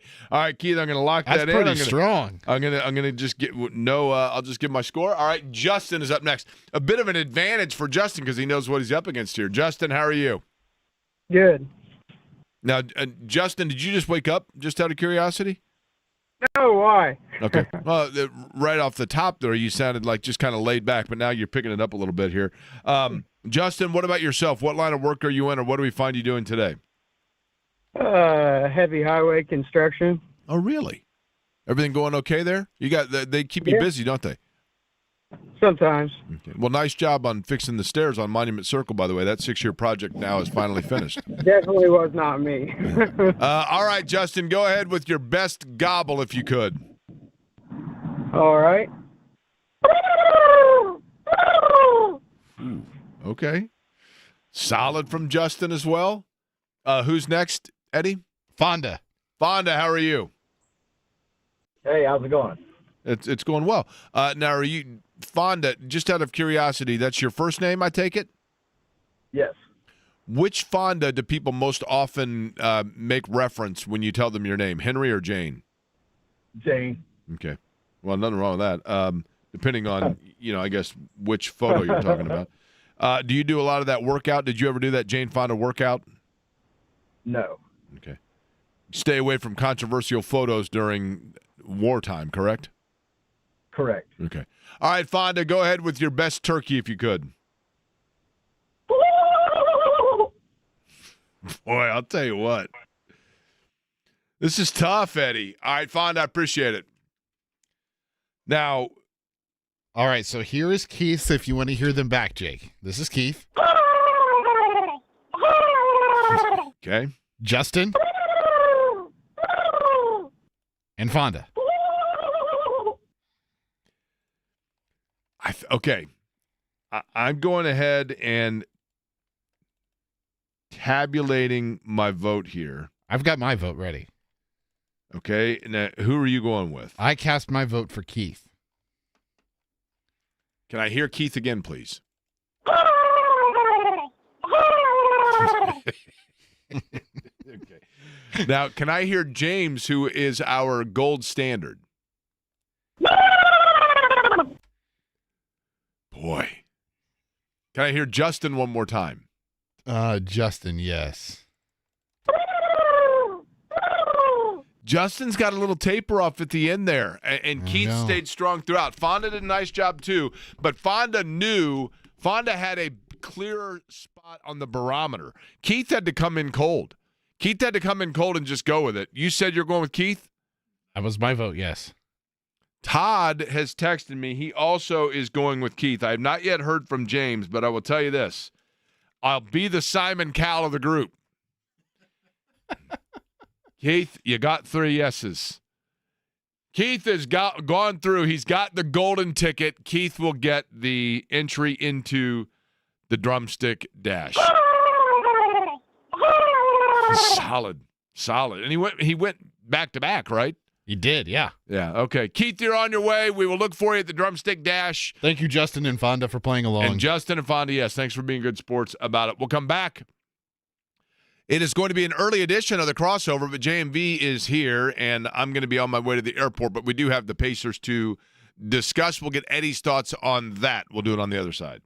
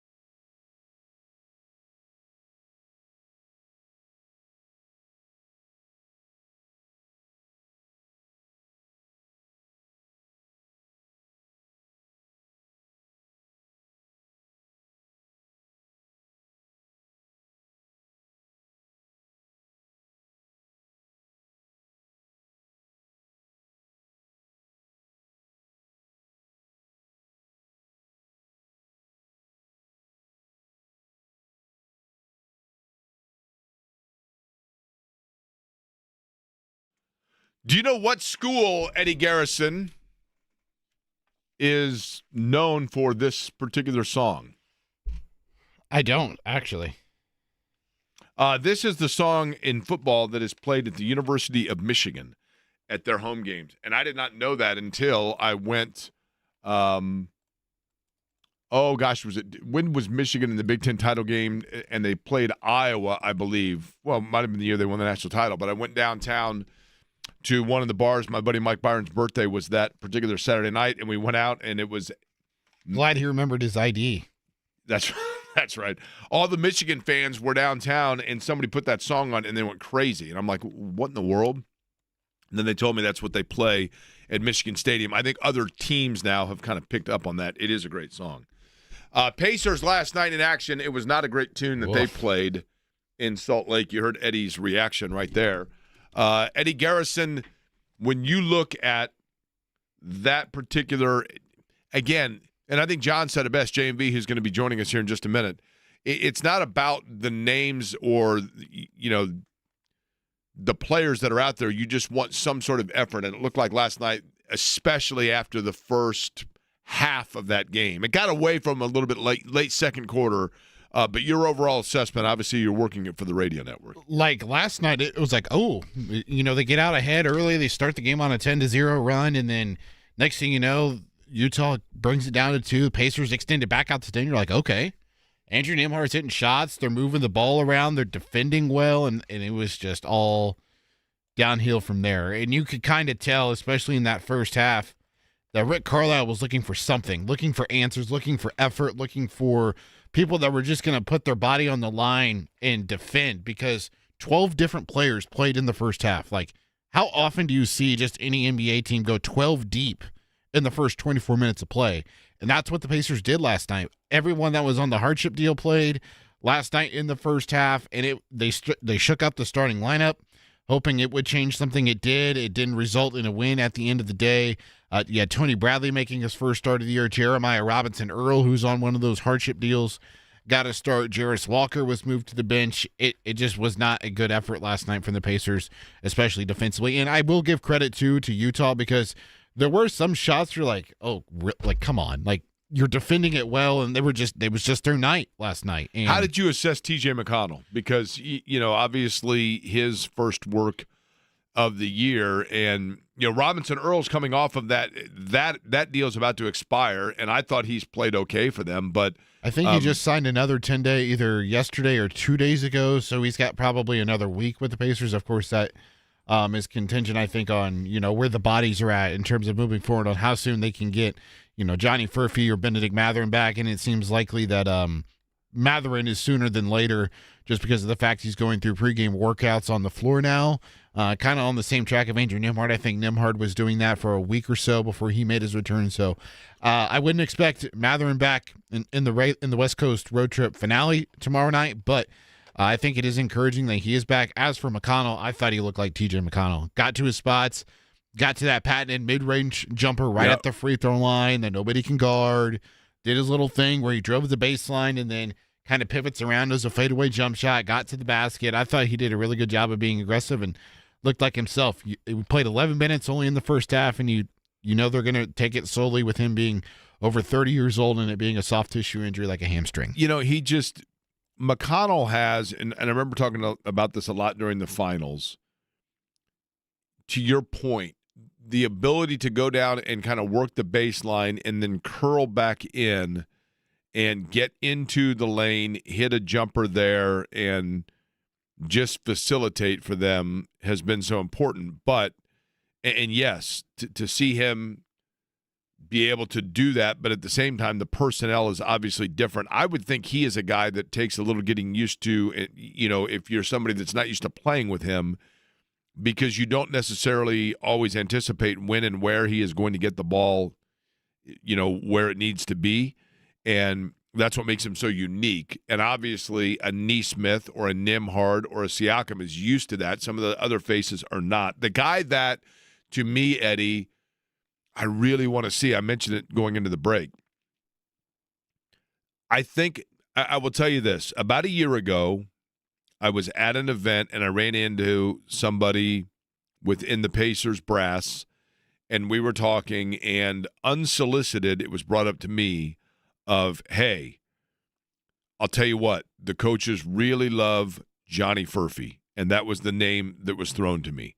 And I mentioned I think they really like Johnny Furphy's, this sounds weird, but his quick hands and his ability to quick release the basketball on his shot. And I think that they look at a guy like Furphy as somebody that, from a length standpoint, is a little deceptive in his defense. And he's still very young, but they like his size and just his overall court presence. Now, he has not, a lot like Jarris Walker, I think Johnny Furphy has at times played where it looks like the game is, he's moving faster than the game, trying to keep up with it, and so it takes him out of like a comfort rhythm. Yep. And it looked like he was just starting to slow that down a little bit. And I know people want to get excited about the dunks, but in terms of playing style and speed, it looked like it was just finally starting to slow down for him. And then the injury happened where, and I think it was the Golden State game, was it not? Yeah. Where he kind of rolled the ankle and he goes out. But he is one that this year, I just think, Eddie, if you were to pick three that you're really hoping to see get significant minutes and growth periods this year, it would be Furphy. It would be, in no particular order, Jarris Walker and Ben Sheppard. And Ben Sheppard, we already know, he knows what his role is. Now, he has not shot the ball well from the outside to this point. How much of that is circumstance? How much of that is getting the ball to the right spot for him? I don't know. But those are the three guys that if you look at where they're going from here moving forward, and you get Halliburton back next season, and you have Siakam, and you have Nesmith, and you have Nembhard, you still have to replace Turner. But if you can get, you got McConnell back, if you've got Walker, Furphy, and Sheppard in steady rotation, Talon Peter becomes, say, another Ben Sheppard in terms of Sheppard's rookie year, where he has that kind of a role, those kind of minutes, and then you add in a top draft pick, you have the pieces there for 2 years from now to be right back where you were. Mm-hmm. It's just a matter of waiting on that and the frustration of knowing that it was right there for you. I go back to it wasn't the Golden State game he got hurt. That was the game he returned for, played 23 minutes in that game, had 5 points, 3 rebounds, 2 steals. It was the Miles Turner return game. Against Milwaukee, that he initially got injured on like what appeared to look like a chest injury, and then he eventually later turned that left ankle. But You're after that Furphy. game, yes, after that Golden State game, I remember they were talking to Quentin Jackson and Pascal Siakam after the game, and Tony East might have been the one that asked him this question about Johnny Furphy, and Pascal's like, dude, that guy's a different cat. Like you don't want to mess with Furph. Like, Furph's going to be really good. And, like, you can tell that the bench is rallying behind him. Every time he's in the game, they support him and they're cheering him on and everything. Like, these guys love Johnny Furphy. It is, and you just don't know because of the fact that, I know he was at Kansas for a year. As a matter of fact, the one time that I talked to him, I felt like a total moron because it was in the winter. And I said, man, so you're Australian. Like, is this the coldest temperature you've ever felt? And he's like, well, dude, I was in Kansas for a year. And you almost forget it, right? It's like, oh, that's right. I mean, he played at a big time program, was on the floor, and you get intrigued by what it is that he can do. But he's one guy that I do want to see get out there. It is an hour early. It is much appreciated. It is the crossover brought to you by the good guys at Love Heating and Air, love-hvac.com. 317-353-2141 is the telephone number. And JMV has arrived. John, I appreciate you doing the show an hour early. You got it, buddy. You got it. You guys going to Kings Island like the Brady Bunch did on vacation? We are. And then we've got to go find the Yogi Bear prints, and then we're going to head over Let's to Hawaii. Go over that little island. I always got excited when Marcia and Jan were running, though, with the plans that they found. I thought, wow. Oh, yeah. I thought Jan was kind of hot back then. Jan, do you know what Jan's first gig was after the Brady Bunch went away? The Brady Bunch variety show? She was the commercial spokesperson for Burger Chef. Oh, yes, she was, wasn't she? Yeah. God, I love Burger Chef. Did we all love Burger Chef? Seriously. Remember they had the Fixins bar before Who invented the sneeze bar? Do we know? Or the sneeze guard? Because that was before you had a sneeze guard. You're You right. could just get right up in there with your face and go, yeah, give me that shredded lettuce. Burger Chef and Jeff, baby. Hey, Jake, let's place your bets right here, everybody in the studio. How long is it going to take this? Well, will this computer be active for me before the end of this 4 hours? It just took me 6 minutes to log out of mine. Look at this. Please wait. How many times are they going to ask you if you want to be part of Microsoft Teams when you log in? I know. You want to be a part of Microsoft? And there's like messages there from 3 years ago. It's asking whether you want to accept or decline on a meeting that has to do. Nobody in this building has ever wanted to be a part of Microsoft Teams. You ever noticed that? Hey, by the way, I'm going to talk about this, and I'm sure you have as well. I'm all for, okay, this is who the Pacers are, but last night was embarrassing. Yep. Did you see Aurora Borealis came off the bench for the Jazz and scored 15 on 4 or 5 from the floor? Yeah. Well, listen, I saw the Aurora Borealis Northern Lights last night because I finally punted on the game. It was like, okay, What song has the lyric Aurora Borealis? we played it right off the top. Neil Young, right? Oh, what is this chair here, too? Is this the Rickard chair? I feel like I'm riding a Huffy. It is. No, hey, Iran by a flock of seagulls. Oh, does it really? Aurora Borealis is mentioned in Iran by a flock of seagulls. I love, by the way, Space Age Love Song from Flock of Seagulls. You played that once for me on the Jamie tape. Yeah, I like Photo. Awesome. They have like 3 songs. Photograph is a my good one. computer is still logging out. Look at this. It's going, hey. Then I got Jeff Rickard's Huffy bike chair right here, too. Well, JMB will carry you home. He will do it an hour early. I'm on vacation. Greg Rakestraw and Derek Schultz will fill in capably, and I will be back with you a week from today. As a matter of fact, I come back on Tuesday. Have fun, buddy. Knock on wood with the flights. John, appreciate it. Is Shannon staying? What's that? Shannon's going with me. Oh, She's damn it. allegedly at the airport right now. We'll see. I'll let you know if she's at the gate. Yeah. All right, JMB's up next. I'll be back with you. Thanks for listening on Wednesday. I'll be back. Thanks for listening to Aquarian Company.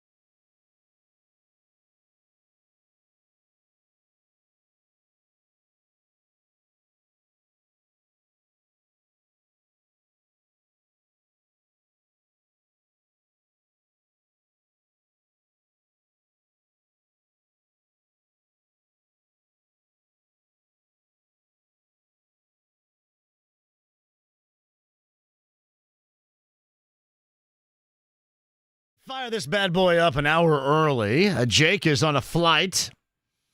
He's going on vacation. I'd ask if maybe Shannon was staying behind to, quote, hang out, but evidently they're both going together.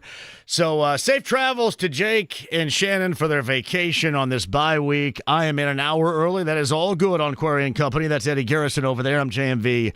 And then coming up after this, the normal 3 hours. I did want to remind you tomorrow, I'm going to be staked out in Bloomington at the incredible Upstairs Pub.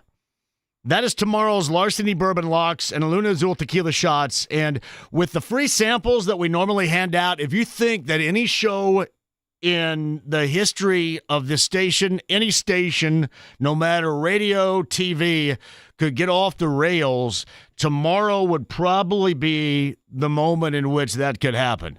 Because I cannot wait to get down there. Upstairs Pub coming up tomorrow. That's week 11 of our Larceny Bourbon Locks and Luna Azul Tequila Shots. I will tell you this. I put the bat signal out to everybody down at IU, and I said, hey, everybody join us. Plus, I went down and unlocked the gate of 45, so everybody from Greene County can join too. You know, normally that thing's locked up tight, but I went ahead and unlocked things so everybody from Greene County can join. And if you're feeling it, deal it. If you're feeling like driving down there and hanging out on what's supposed to be, I believe, a glorious day coming up tomorrow, I would love to see you with Brent Holverson and Larceny Bourbon Locks and Luna Azul Tequila Shots. I go way back with the Upstairs Pub. I go back further than anybody, really. When it was connected to Hooligans, and I mentioned yesterday, you had a trough, and I always bypassed the trough because I had stage fright. I always went to the single urinal. They had a single urinal. I don't know if it was unified or just men's or just women's. It didn't matter because I couldn't do anything at the trough. But they had a trough. It was between Hooligans and the Upstairs Pub back in the day. And the most popular dude in the bar was former IU quarterback Trent Green. It was glorious time. It was really glorious days. So I can't wait to relive that and more coming up tomorrow with you guys at the Upstairs Pub in Bloomington. So in and around Monroe County, we would certainly love to see you. If you have time and want to make the trek down, I would love to see you as well. Tomorrow at the Upstairs Pub. I cannot just pass off what we witnessed last night if you stayed up late to watch the Pacers in Salt Lake City as, hey, you know what? They were without dudes. Because last night was embarrassing. Last night can't happen. You can't give up 1-5-2 to a crapwater team like that. That was a 3-win team at home. And you gagged up 152. And I realize all that is going on here, and I'm willing to accept and understand what's happening with this team, again, until further notice health-wise. But I am not at all willing to accept and just give that a pardon. That was embarrassing. I don't care who you had on the floor. I don't care what personnel was available. That last night was embarrassing. Joining us now to discuss that on Query and Company, he writes for Variety, and he should be writing for even more because the dude is top-notch. Tony East is on the Andy Moore Automotive Group hotline. I can't give that a pardon last night, Tony, no matter the circumstances. I just can't. I'd actually take it a step further than something you just said. You said you can't give up 152 to a 3-win Jazz team. You can't give up 150 to anybody, man. Yeah, you're exactly right. Rick Carlisle, I'm assuming, read them the riot act at some point because that was embarrassing. Oh yeah, and you know what's funny is even with you, right? We've talked about how they can't score all season, right? They've either missed a bunch of shots or they play Golden State and they have 20 whatever turnovers. It's like some function of their offense has been off every night. Last night was their best offensive game of the season. Yeah. They actually made 47% of their shots. They only had 8 turnovers. That's what I've been waiting for as a game to show, look, these guys are better than what they've shown on offense. They can score points. They did it. TJ McConnell was back. He's flipping shots that only he takes in the league. Today should have been a day talking about how their health has them, okay, potentially they can start winning some games. And they got blasted. It wasn't even close because they never. I don't know how late you stayed up. I presume you watched most of it. I was up until 2 a.m, so I think I watched everything, including Magnum PI. It was just even in the fourth quarter, they keep the starters in to start the fourth to both, I would say, Yeah. one, try to make a push, but also send a bit of a message. And like that group was scoring really well. They got it down to 17, but they could not stop the Jazz at all. And like Markin, and you get it. Everybody else, it's like you can't stop these guys. They're wide open threes every play. They can get to the rim half the time. It was terrible defense. And that's only the second time all season I had felt like after a game that their defense was the problem. The Atlanta game at home being the other one. They can't have that when their offense has been this bad all season. It was a terrible time, I think, for the vibes of that team to have a loss like that. Well, because we have preached to people, hey, listen, this is not a similar at all product to what you witnessed a year ago and what you were so enthralled and excited about. This is not at all close, but these dudes are still going to play hard. I thought last night was a half-assed product at best defensively. Yeah, and I agree with you. And if you're on the team, like you're better than how you've played, but you know why? Because you've been so hurt, and they're still hurt. Like they didn't have Matherin, they didn't have Furphy, they didn't have Quentin, obviously don't have Ty. They're still missing lots of guys. But like that group available should have been able to be competitive with Utah, right? And they were up 10-0, and then 20-10, and for half of the first quarter, it was like, there it is, the Pacers that we all thought we might see for several games this season. And then from literally that point on, they got beat by 34, right? Yeah. Like they got smacked. And I don't really get what happened like as a shift that would have made them defend so poorly, because they shifted their starting lineup. And to be clear, I think they probably should be trying to get Jarris more reps, but Robinson Earl, who's been on the team for 10 days, has been more consistent than him. Tony Bradley's been their most consistent center. Like they were clearly starting a group they thought. And the group, by the way, they started won their minutes by 3. Like they clearly thought that group would give them the most balance and consistency, and it made them score better. But their defense I don't even think because the lineup changed. I just think it stunk. Their defense just completely fell apart in every way. Tony East joins us on Quarry & Company, 93.5 and 107.5 The Fan. I would acknowledge this as well. We're constantly evaluating guys that under circumstances of health we would not be evaluated. So this moment early in the season, where we are in the month of November, how do you look at guys from what we've seen so far? Whether you're talking about the trio trying to make up now for Miles Turner or Ben Shepherd or Jarris Walker, where are you with guys like that if we're making a snap evaluation in the month of November? Yeah, that's actually something that there hasn't really been a reason to talk about it because it's so early in the season. You're talking about wins and losses, but like a very frustrating thing to me if I am on the Pacers staff about this start to the season is not only have you not won hardly at all, like the guys you would hope to evaluate either have also not been available or have been playing out of position in a way that it's like, what does this even matter? Right? Like they haven't had Furphy hardly at all. They haven't had Cam Jones a single time. Nembhard, who they hoped they could evaluate at point guard for more, has played now 3.5 games. Right? Ben Matherin's played 1.5 games. Like all this stuff that you'd really want to learn about. Also, you haven't been able to learn about because of how their season has gone and what their injuries have been, which is a big bummer. Now, the last couple games, there's been more sample of Nembhard at the one. I would say, like, maybe the only positive from this road trip where they've been blown out 3 times is, like, that he's scoring, man. Andrew Nembhard's getting to his spots and putting the ball in the basket. And last night, finally stuck some threes, which has been evading him all season. That's been nice. Like, I know they want to learn more about what he can do in that role and at what volume. But, Jarris Walker and Ben Shepherd are the only 2 young guys who have played all 10 games, and Isaiah Jackson, I suppose. And Shep's had to play point guard. Like, he's done okay getting to the basket this year, but he can't make anything. Like, what are they learning from that? Is that actually something that matters to them? Jarris Walker, no, man. Like, is Ben Shepherd the lowest percentage three-point shooter in the NBA so far? Did I see that accurately? It's crazy because he's like every playoffs he makes 40% of his threes or 38 or whatever, and you're like, yeah, this guy can clearly shoot when it matters, and he's confident, and then he goes through these stretches in the regular season, and you're like, what is happening? Like, he can't make any of them right now. Like, not – and he's getting to the rim so much more that you're like, okay, maybe that's a good thing, but who cares if you can't make any shots? Jarris was awesome when he began to start games like a week and a half ago, and now has had probably his 2 worst games of the season back-to-back where he can't make anything. His defense looks flimsy. He's throwing the ball everywhere. And he's not even playing that much out of position. He's probably asked to be a lead creator a little more than he should be, but – it's just been weird. The center stuff, like that was a big storyline coming into the season. Amazingly, that's been their healthiest position.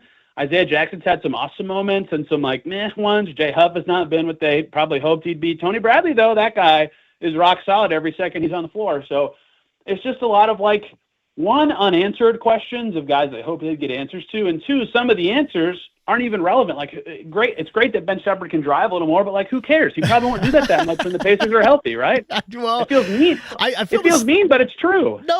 I feel the same way as you do about this because I was not going back and forth in a nice way with some good friends on social media a little bit earlier about the Pacers defensively, and many would suggest that their defense is better, and the ratings would show that. But I would also tell you that the fact remains that without a legitimate threat, and I don't care if his blocks were down a year ago and he wasn't the same, and I am certainly not on the former 33, now number 3 bandwagon in any sort of way, but his overall threat on both ends is incredibly missing. And even with the work that Tony Bradley has done, even with the defense percentage-wise looking better, there is zero fear for anybody to drive and then to lay it up off the glass. And I would also remind people that one of the reasons why the defense could be better that nobody wants to hear is the fact that arguably their worst defensive player is out for the season. That is, I think, true in part. I what know. you just said. I hate to bring it up that way, but that is the facts.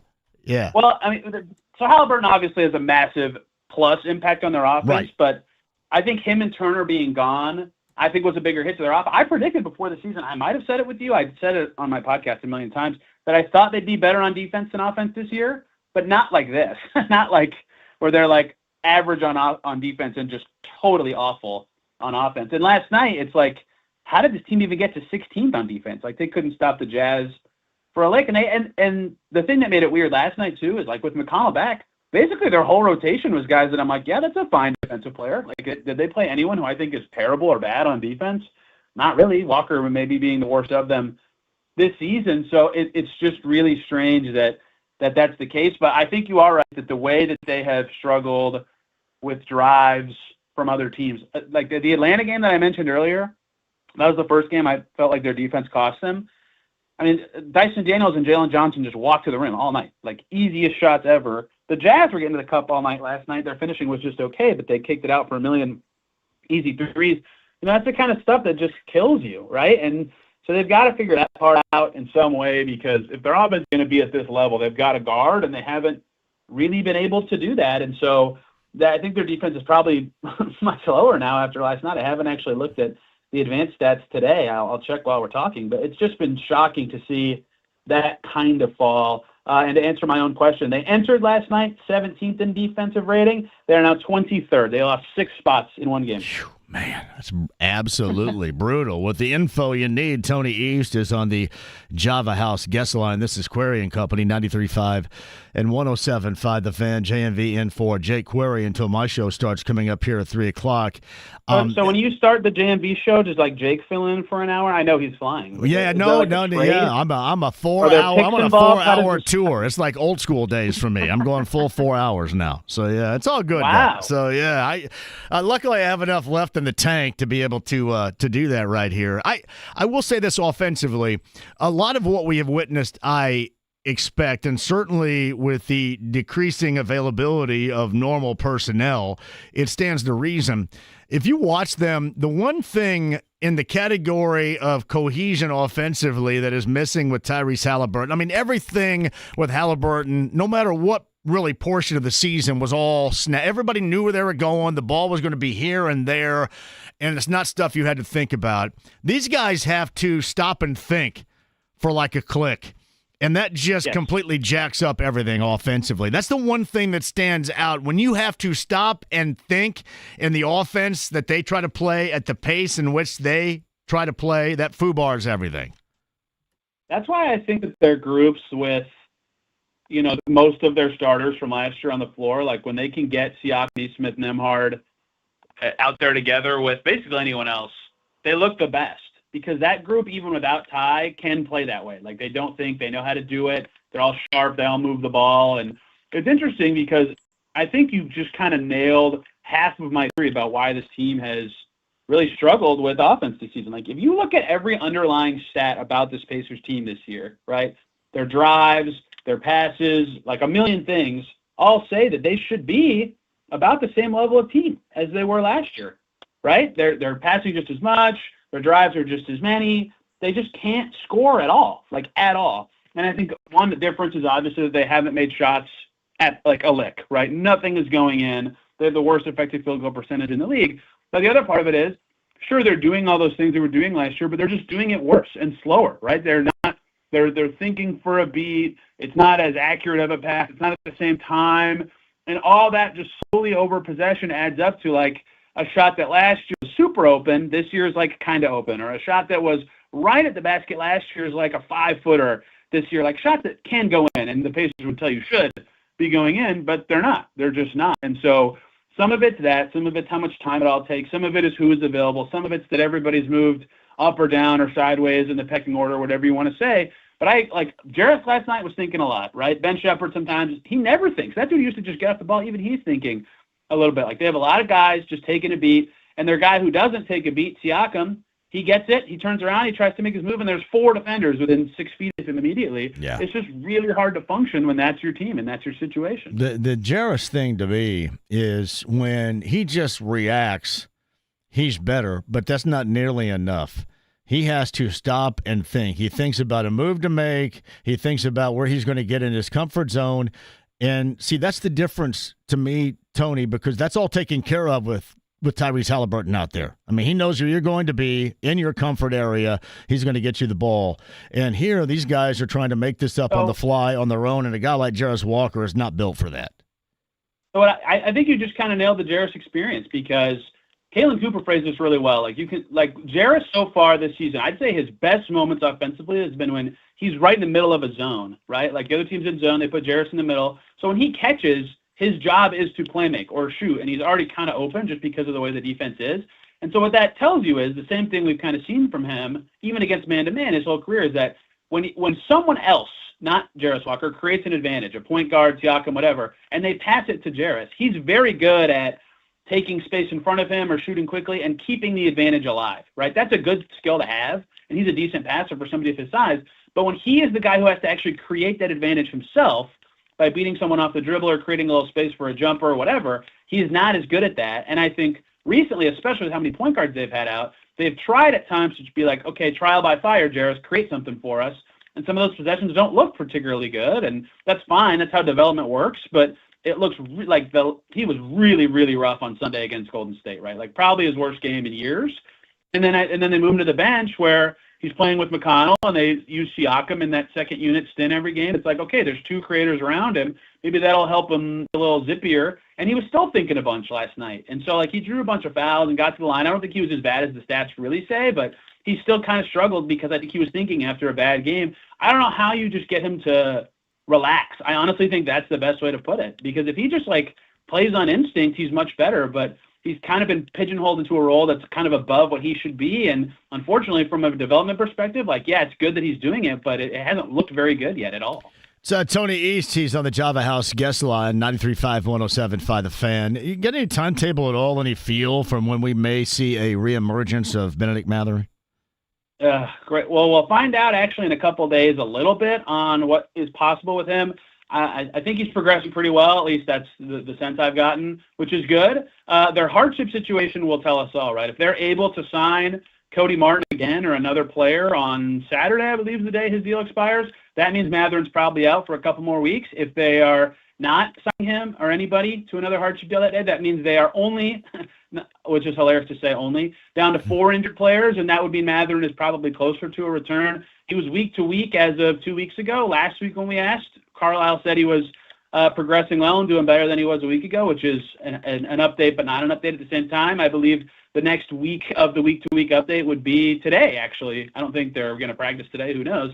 So perhaps tomorrow we learn a little bit more, because that would be a day of asking again. And so we'll see in Phoenix if we learn more. But my suspicion, and this is just that, a suspicion, is that it's possible that he could return not super far off, but I don't truly know that or know the timeline perfectly to know. Do you see a timetable or a moment this season if things continue to go in the fashion in which, and certainly if they go in this fashion, but if they continue to go down this path, that they decide to go ahead and try to prepare a little bit more for next year and maybe some deals that they can feel benefit them, not so much in the now, but certainly further down the road? Yeah, I've talked a couple times about this. So one, they're about to start like a softer stretch of schedule, right? Their first 10 games were tough, and then they have this Utah Phoenix 2 games to end this West road trip. 7 of their 15 West road games are already done after tomorrow, which is crazy. They'll play 12 games. At the end of November, right, their schedule is not as hard for the rest of the month. Like, if they can't find some footing throughout November, that will be one sign. But honestly, like, it's kind of nice the way the NBA has set this all up. Think back to last year, JMV. When did they turn it around? They had that gap of time where they could practice during the in-season tournament break. Remember that? Yeah, it and was right. Well, like, the last bad game was, I remember this, December the 9th at home on a Sunday against Charlotte, and it was an absolute disaster, kind of like I ripped ass like I am right now. Yes. Yes, and then, you know, they got a little healthy at that time too, obviously, which is fitting because they've been so hurt this season, but they came into that break and they played Philly and they played New Orleans and they destroyed both of them, and then all of a sudden they were like the 4th best team in the NBA or something by record the rest of the season. And I'm not saying they should expect that level of turnaround without Haliburton this year, but that break is a good assessment time, right? So let's see what their record is then. I think they play the 8th or the 9th again for their last game before that. If their record's super awful then, and like the fitting thing with the NBA calendar now is the in-season tournament ends and it's December 15th right then. And that's when a lot of players signed in the offseason can get traded. If you'll remember last year, that's the day they traded for Thomas Bryant, was the first day they legally could. So it just kind of works out that you can really assess your team when you have all this time off, and you can see like what is materializing for your team. So that's a good time to start assessing the Pacers. And truly, if it's like last year, where they start to get healthy, then maybe see how they play the rest of December. I'm not saying they're going to like turn it around to the point that we're talking about them making the playoffs or anything. Like, their record's already so bad that that might not ever be on the table this year. But at least they can see, like, was the proof of concept of this team actually possible? And then they can figure out what moves they had to make. But I'll tell you now, I'm going to be telling you this for months. There's going to be a lot of talk about trades and selling and whatever. If their record's this bad, they should not consider themselves sellers. They should consider themselves in a position to get the best talent around a Tyrese Haliburton 100%. the following year. 100%. Which is going to feel really weird if their record is still bad, that they might even be buyers, right? If they can get a good young player, they should do it.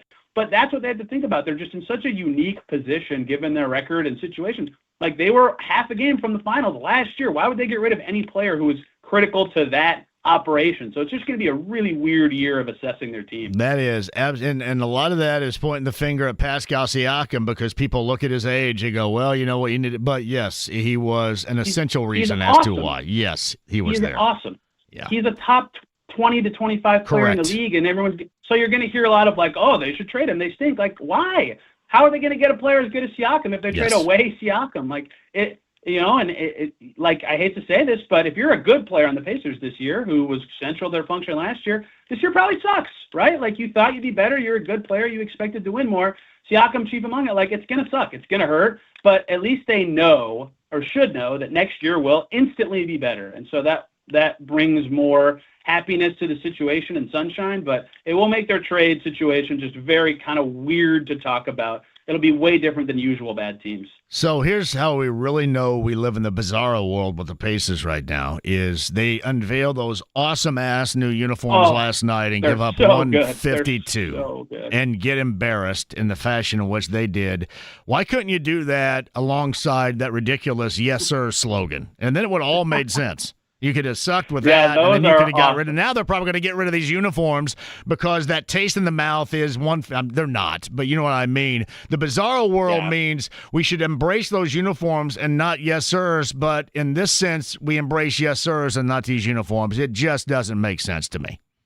I know. I still think of like certain alternate uniforms with like moments in time, like the red hickory jerseys with the end of Paul George and the Victor Oladipo injury season with that jersey that year. Like, it's just how it is for me. I wonder if fans are the same way.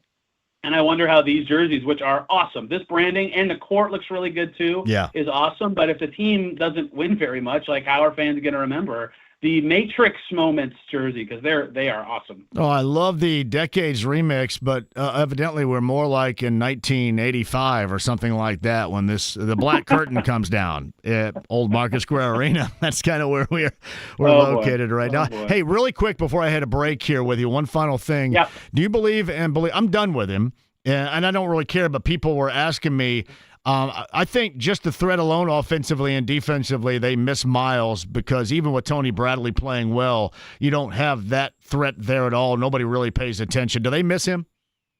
Yeah, I mean, certainly. So first of all, I got to give myself a hand up, JMV, because I actually thought a lot of the stuff he was saying in the offseason was being a little misconstrued. I thought at the time, I was like, yeah, this all seems very just like he likes the Bucks and people are taking it as shots at Pacers.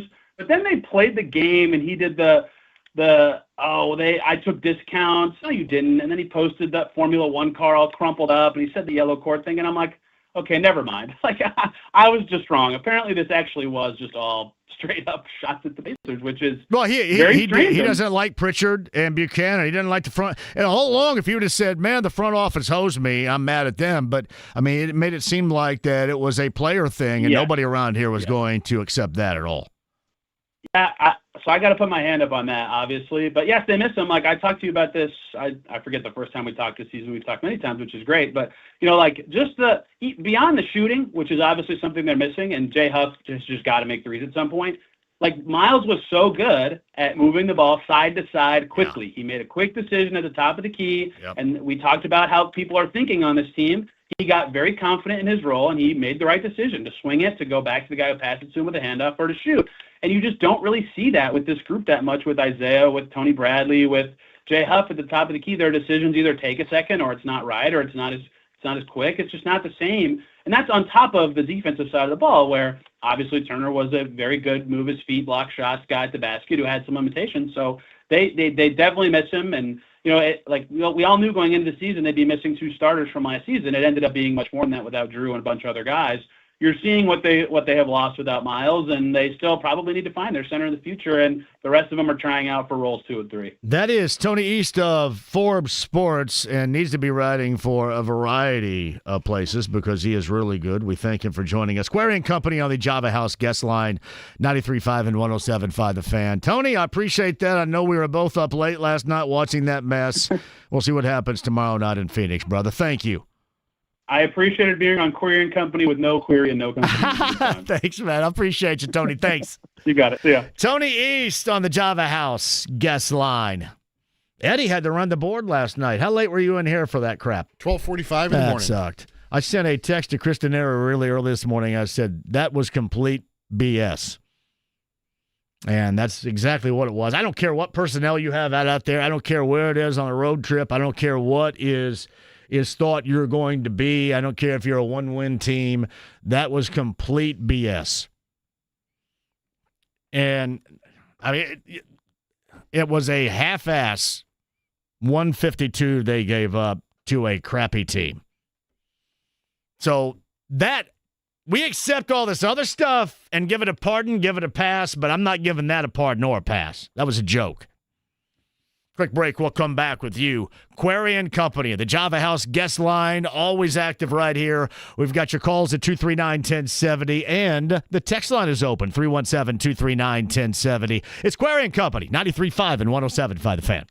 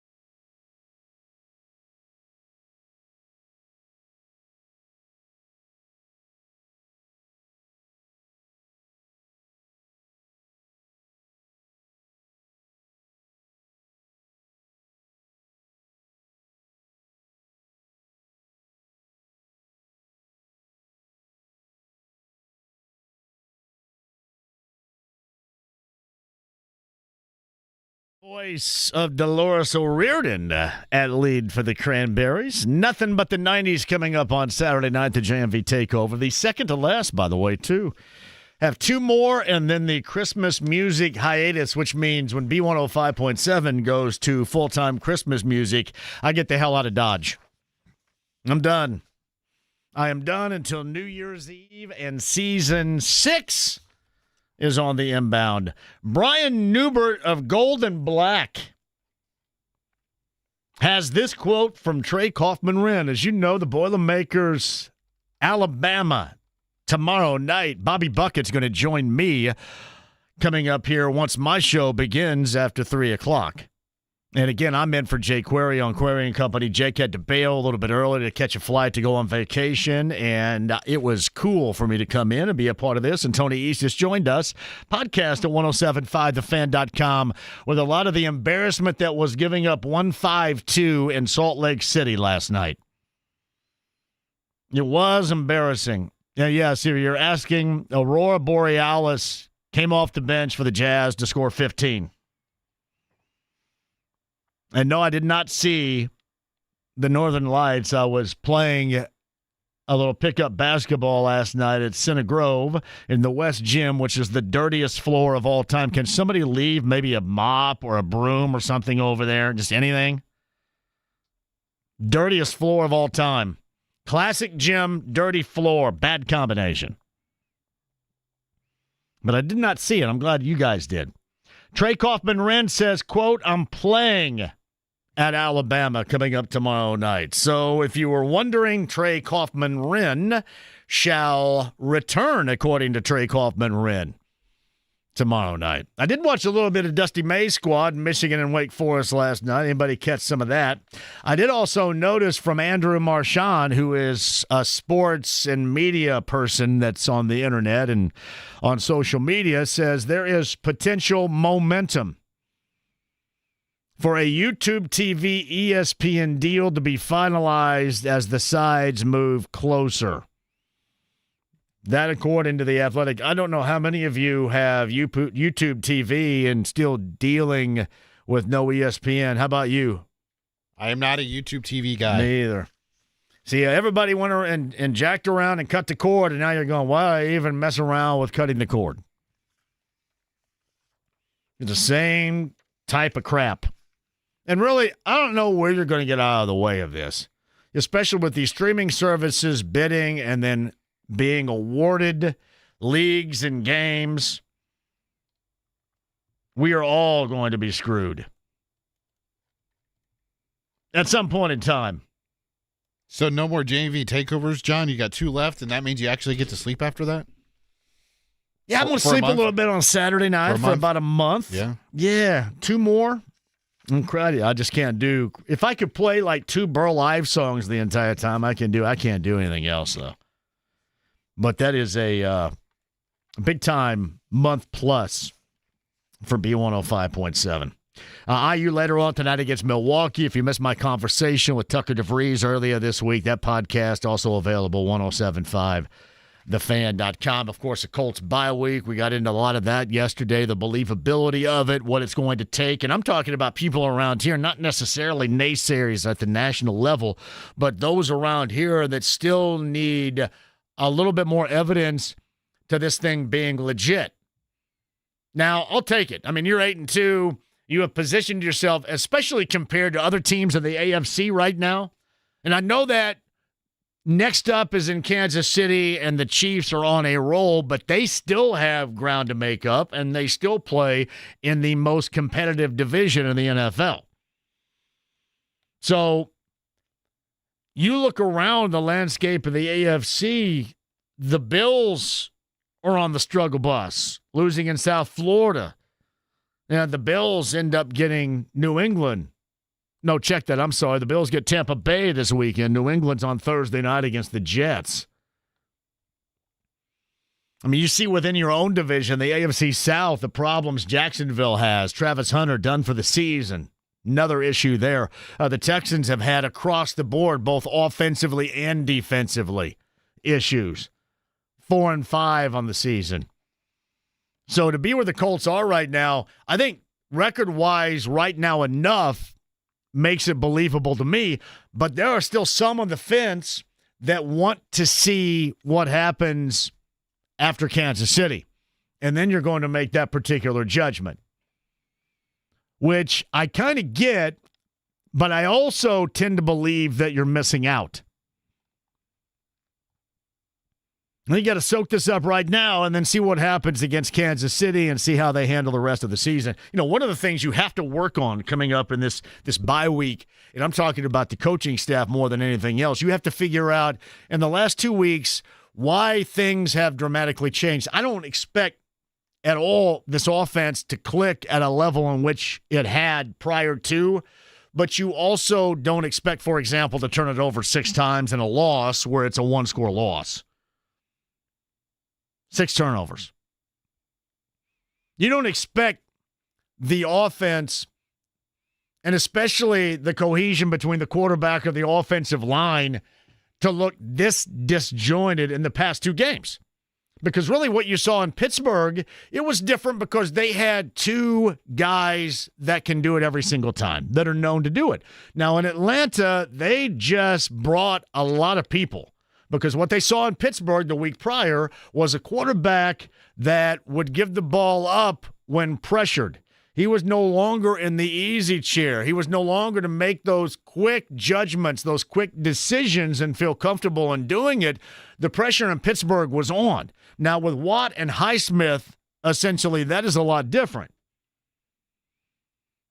And what they did with Atlanta and Berlin was they brought a ton of people, and they got there, and they messed at the quarterback, and that really messed up the offensive operation. Yeah, the savior was the MVP of the NFL, and that was Jonathan Taylor.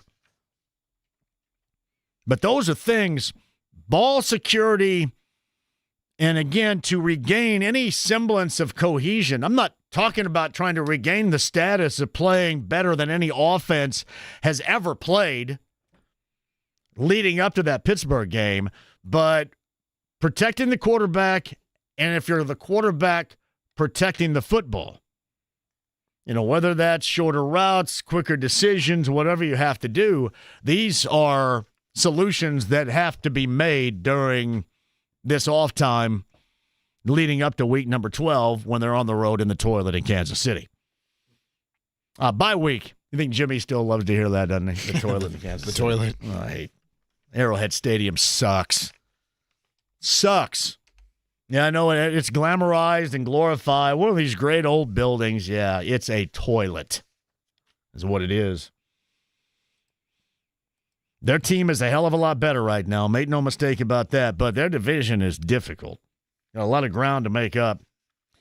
We'll see if the Pacers, see if they have a response after last night. So you get embarrassed. I mean, really, you got depants last night. Because the Jazz stink. And they put 152 on you at home. I think the Pacers coming up tomorrow night to close out this Western road swing in Phoenix. Do you think maybe we'll see, hopefully so. Because I'm willing to give injuries and all this a pass, but last night is not passable for me. Last night was a joke. Does Booker put up 60 like he did at Cambridge that one time? Imagine. Marketing go crazy. See, I was glad last night that 33 was no longer with this team. Can you imagine what my social media would have looked like had 33 given up 35 to Lauri Markkanen? What is he, the pride of Finland? Is he Finland or Sweden? I know he's somewhat, I think he's Finland. Is he Finnish? Lauri Markkanen? I know he's Scandinavian. I'll just say Scandinavian. Finland. Okay. If I say Scandinavian, that covers it. Finnish. 35. Yeah, my social media would have been absolutely on fire last night. Alas, it was not. All right, quick break. We'll come back. That's Eddie Garrison. I'm JMV, in for Jake Query. This is Query and Company. We've got my show coming up at the top of the hour on the inbound. And, hey, more reason why you need to knock off early and join me at the Upstairs Pub coming up tomorrow. Because we've had great moments. Really, every week we have great moments on the road. I want this to be one of them, and I expect this to be one of them. Kirkwood and Bloomington, the Upstairs Pub tomorrow. Larceny Bourbon Locks, Luna Azul Tequila Shots. More to come. Got a busy show for you coming up to 3 o'clock as well. We've done the crossover, me and you on the other side. The text line at 317-239-1070 or 239-1070 if you want to jump on board. This is Quarian Company, 93.5 and 107.5 The Fan.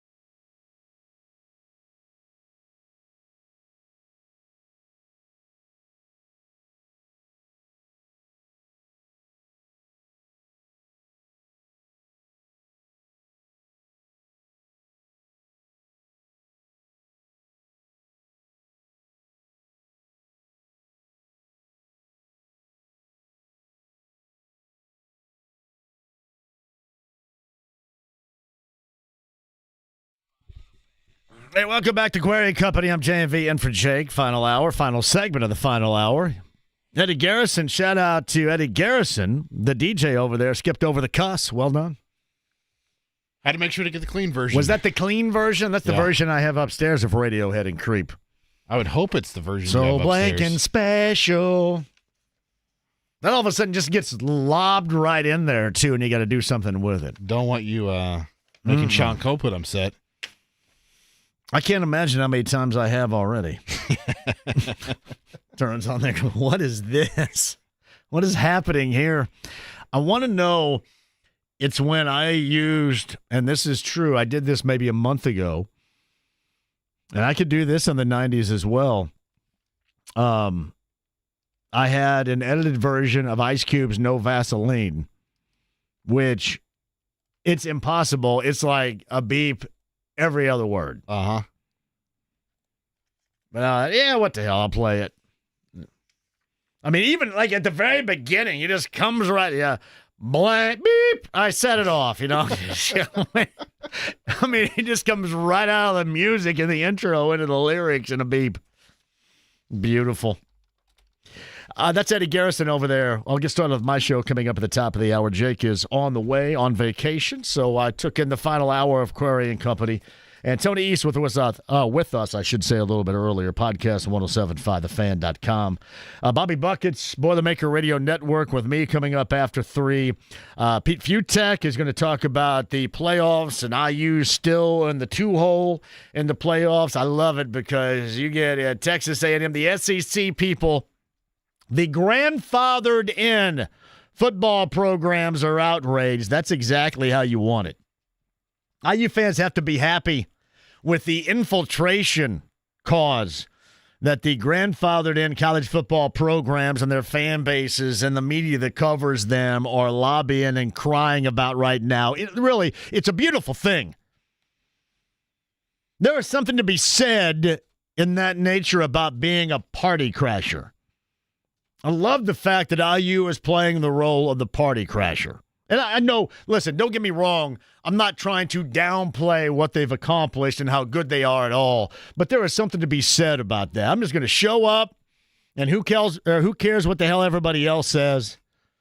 And then it's so offensive to everybody else. You know, all these historically high-level college football programs have to eat it a little bit, and that's beautiful. Those that have covered it for years have glorified it, have suckled at the, well, I don't want to say it that way. It's beautiful to see them scurry. IU Wisconsin, that's coming up on Saturday. Again, I'm in Bloomington tomorrow. Larceny Bourbon Locks, Luna Azul Tequila Shots. We're going to be at the Upstairs Pub. Me, Brent Halverson, and all of us coming up tomorrow.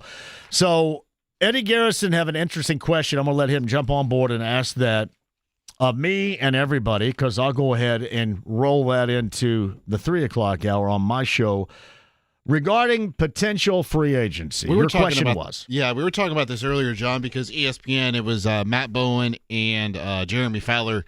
They did this piece together where they're ranking, the way too early 2026 NFL free agents, and 3 Colts are in the top 7.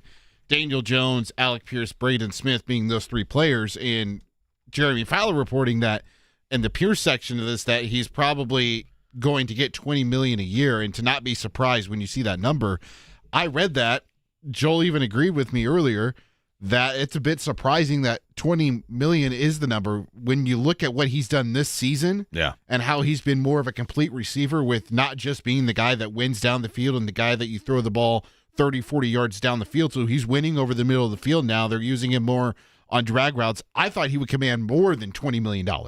So my question to you is, how comfortable, or what's the number that you would be comfortable paying him? Certainly that. I think that as long as you have Daniel Jones, which essentially they will. I know some people have been put off by the past 2 weeks, but, what other options do you think they're going to go with? And I think everybody right now, for the most part, is a believer in Daniel Jones. Still a lot of season to go.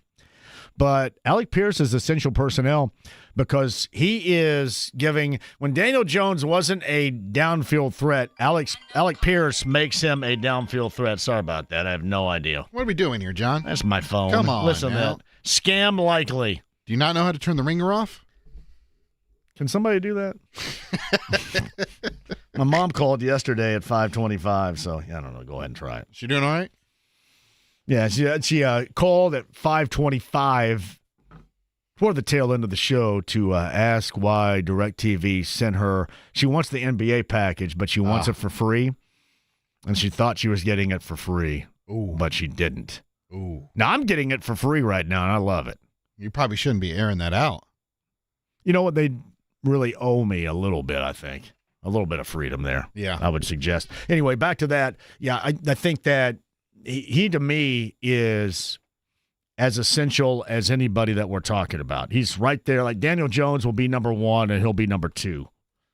And then we'll see what happens with Braden Smith, who I'm assuming is also in that particular category. But, yeah, that's to me, if you want to continue to do offensively And Daniel Jones is going to have that changeover from what he was for 6 seasons in New York to what he has been so far this season.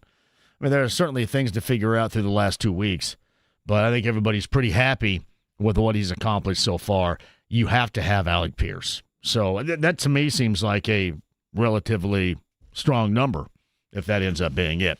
Hey, man, Eddie, thank you very much. It's always fun. I appreciate that. James is stepping in here. I've got a busy show with you coming up on the other side. That includes Pete Futek. We'll talk college football with Pete. And we've got Bobby Buckets. We've got Purdue, Alabama coming up tomorrow night, where Trey Kaufman-Renn says he's playing against Alabama. We'll talk to Bobby about that coming up a little bit later on. Stuff to give away as well. This has been Query and Company. JMV in for Jake.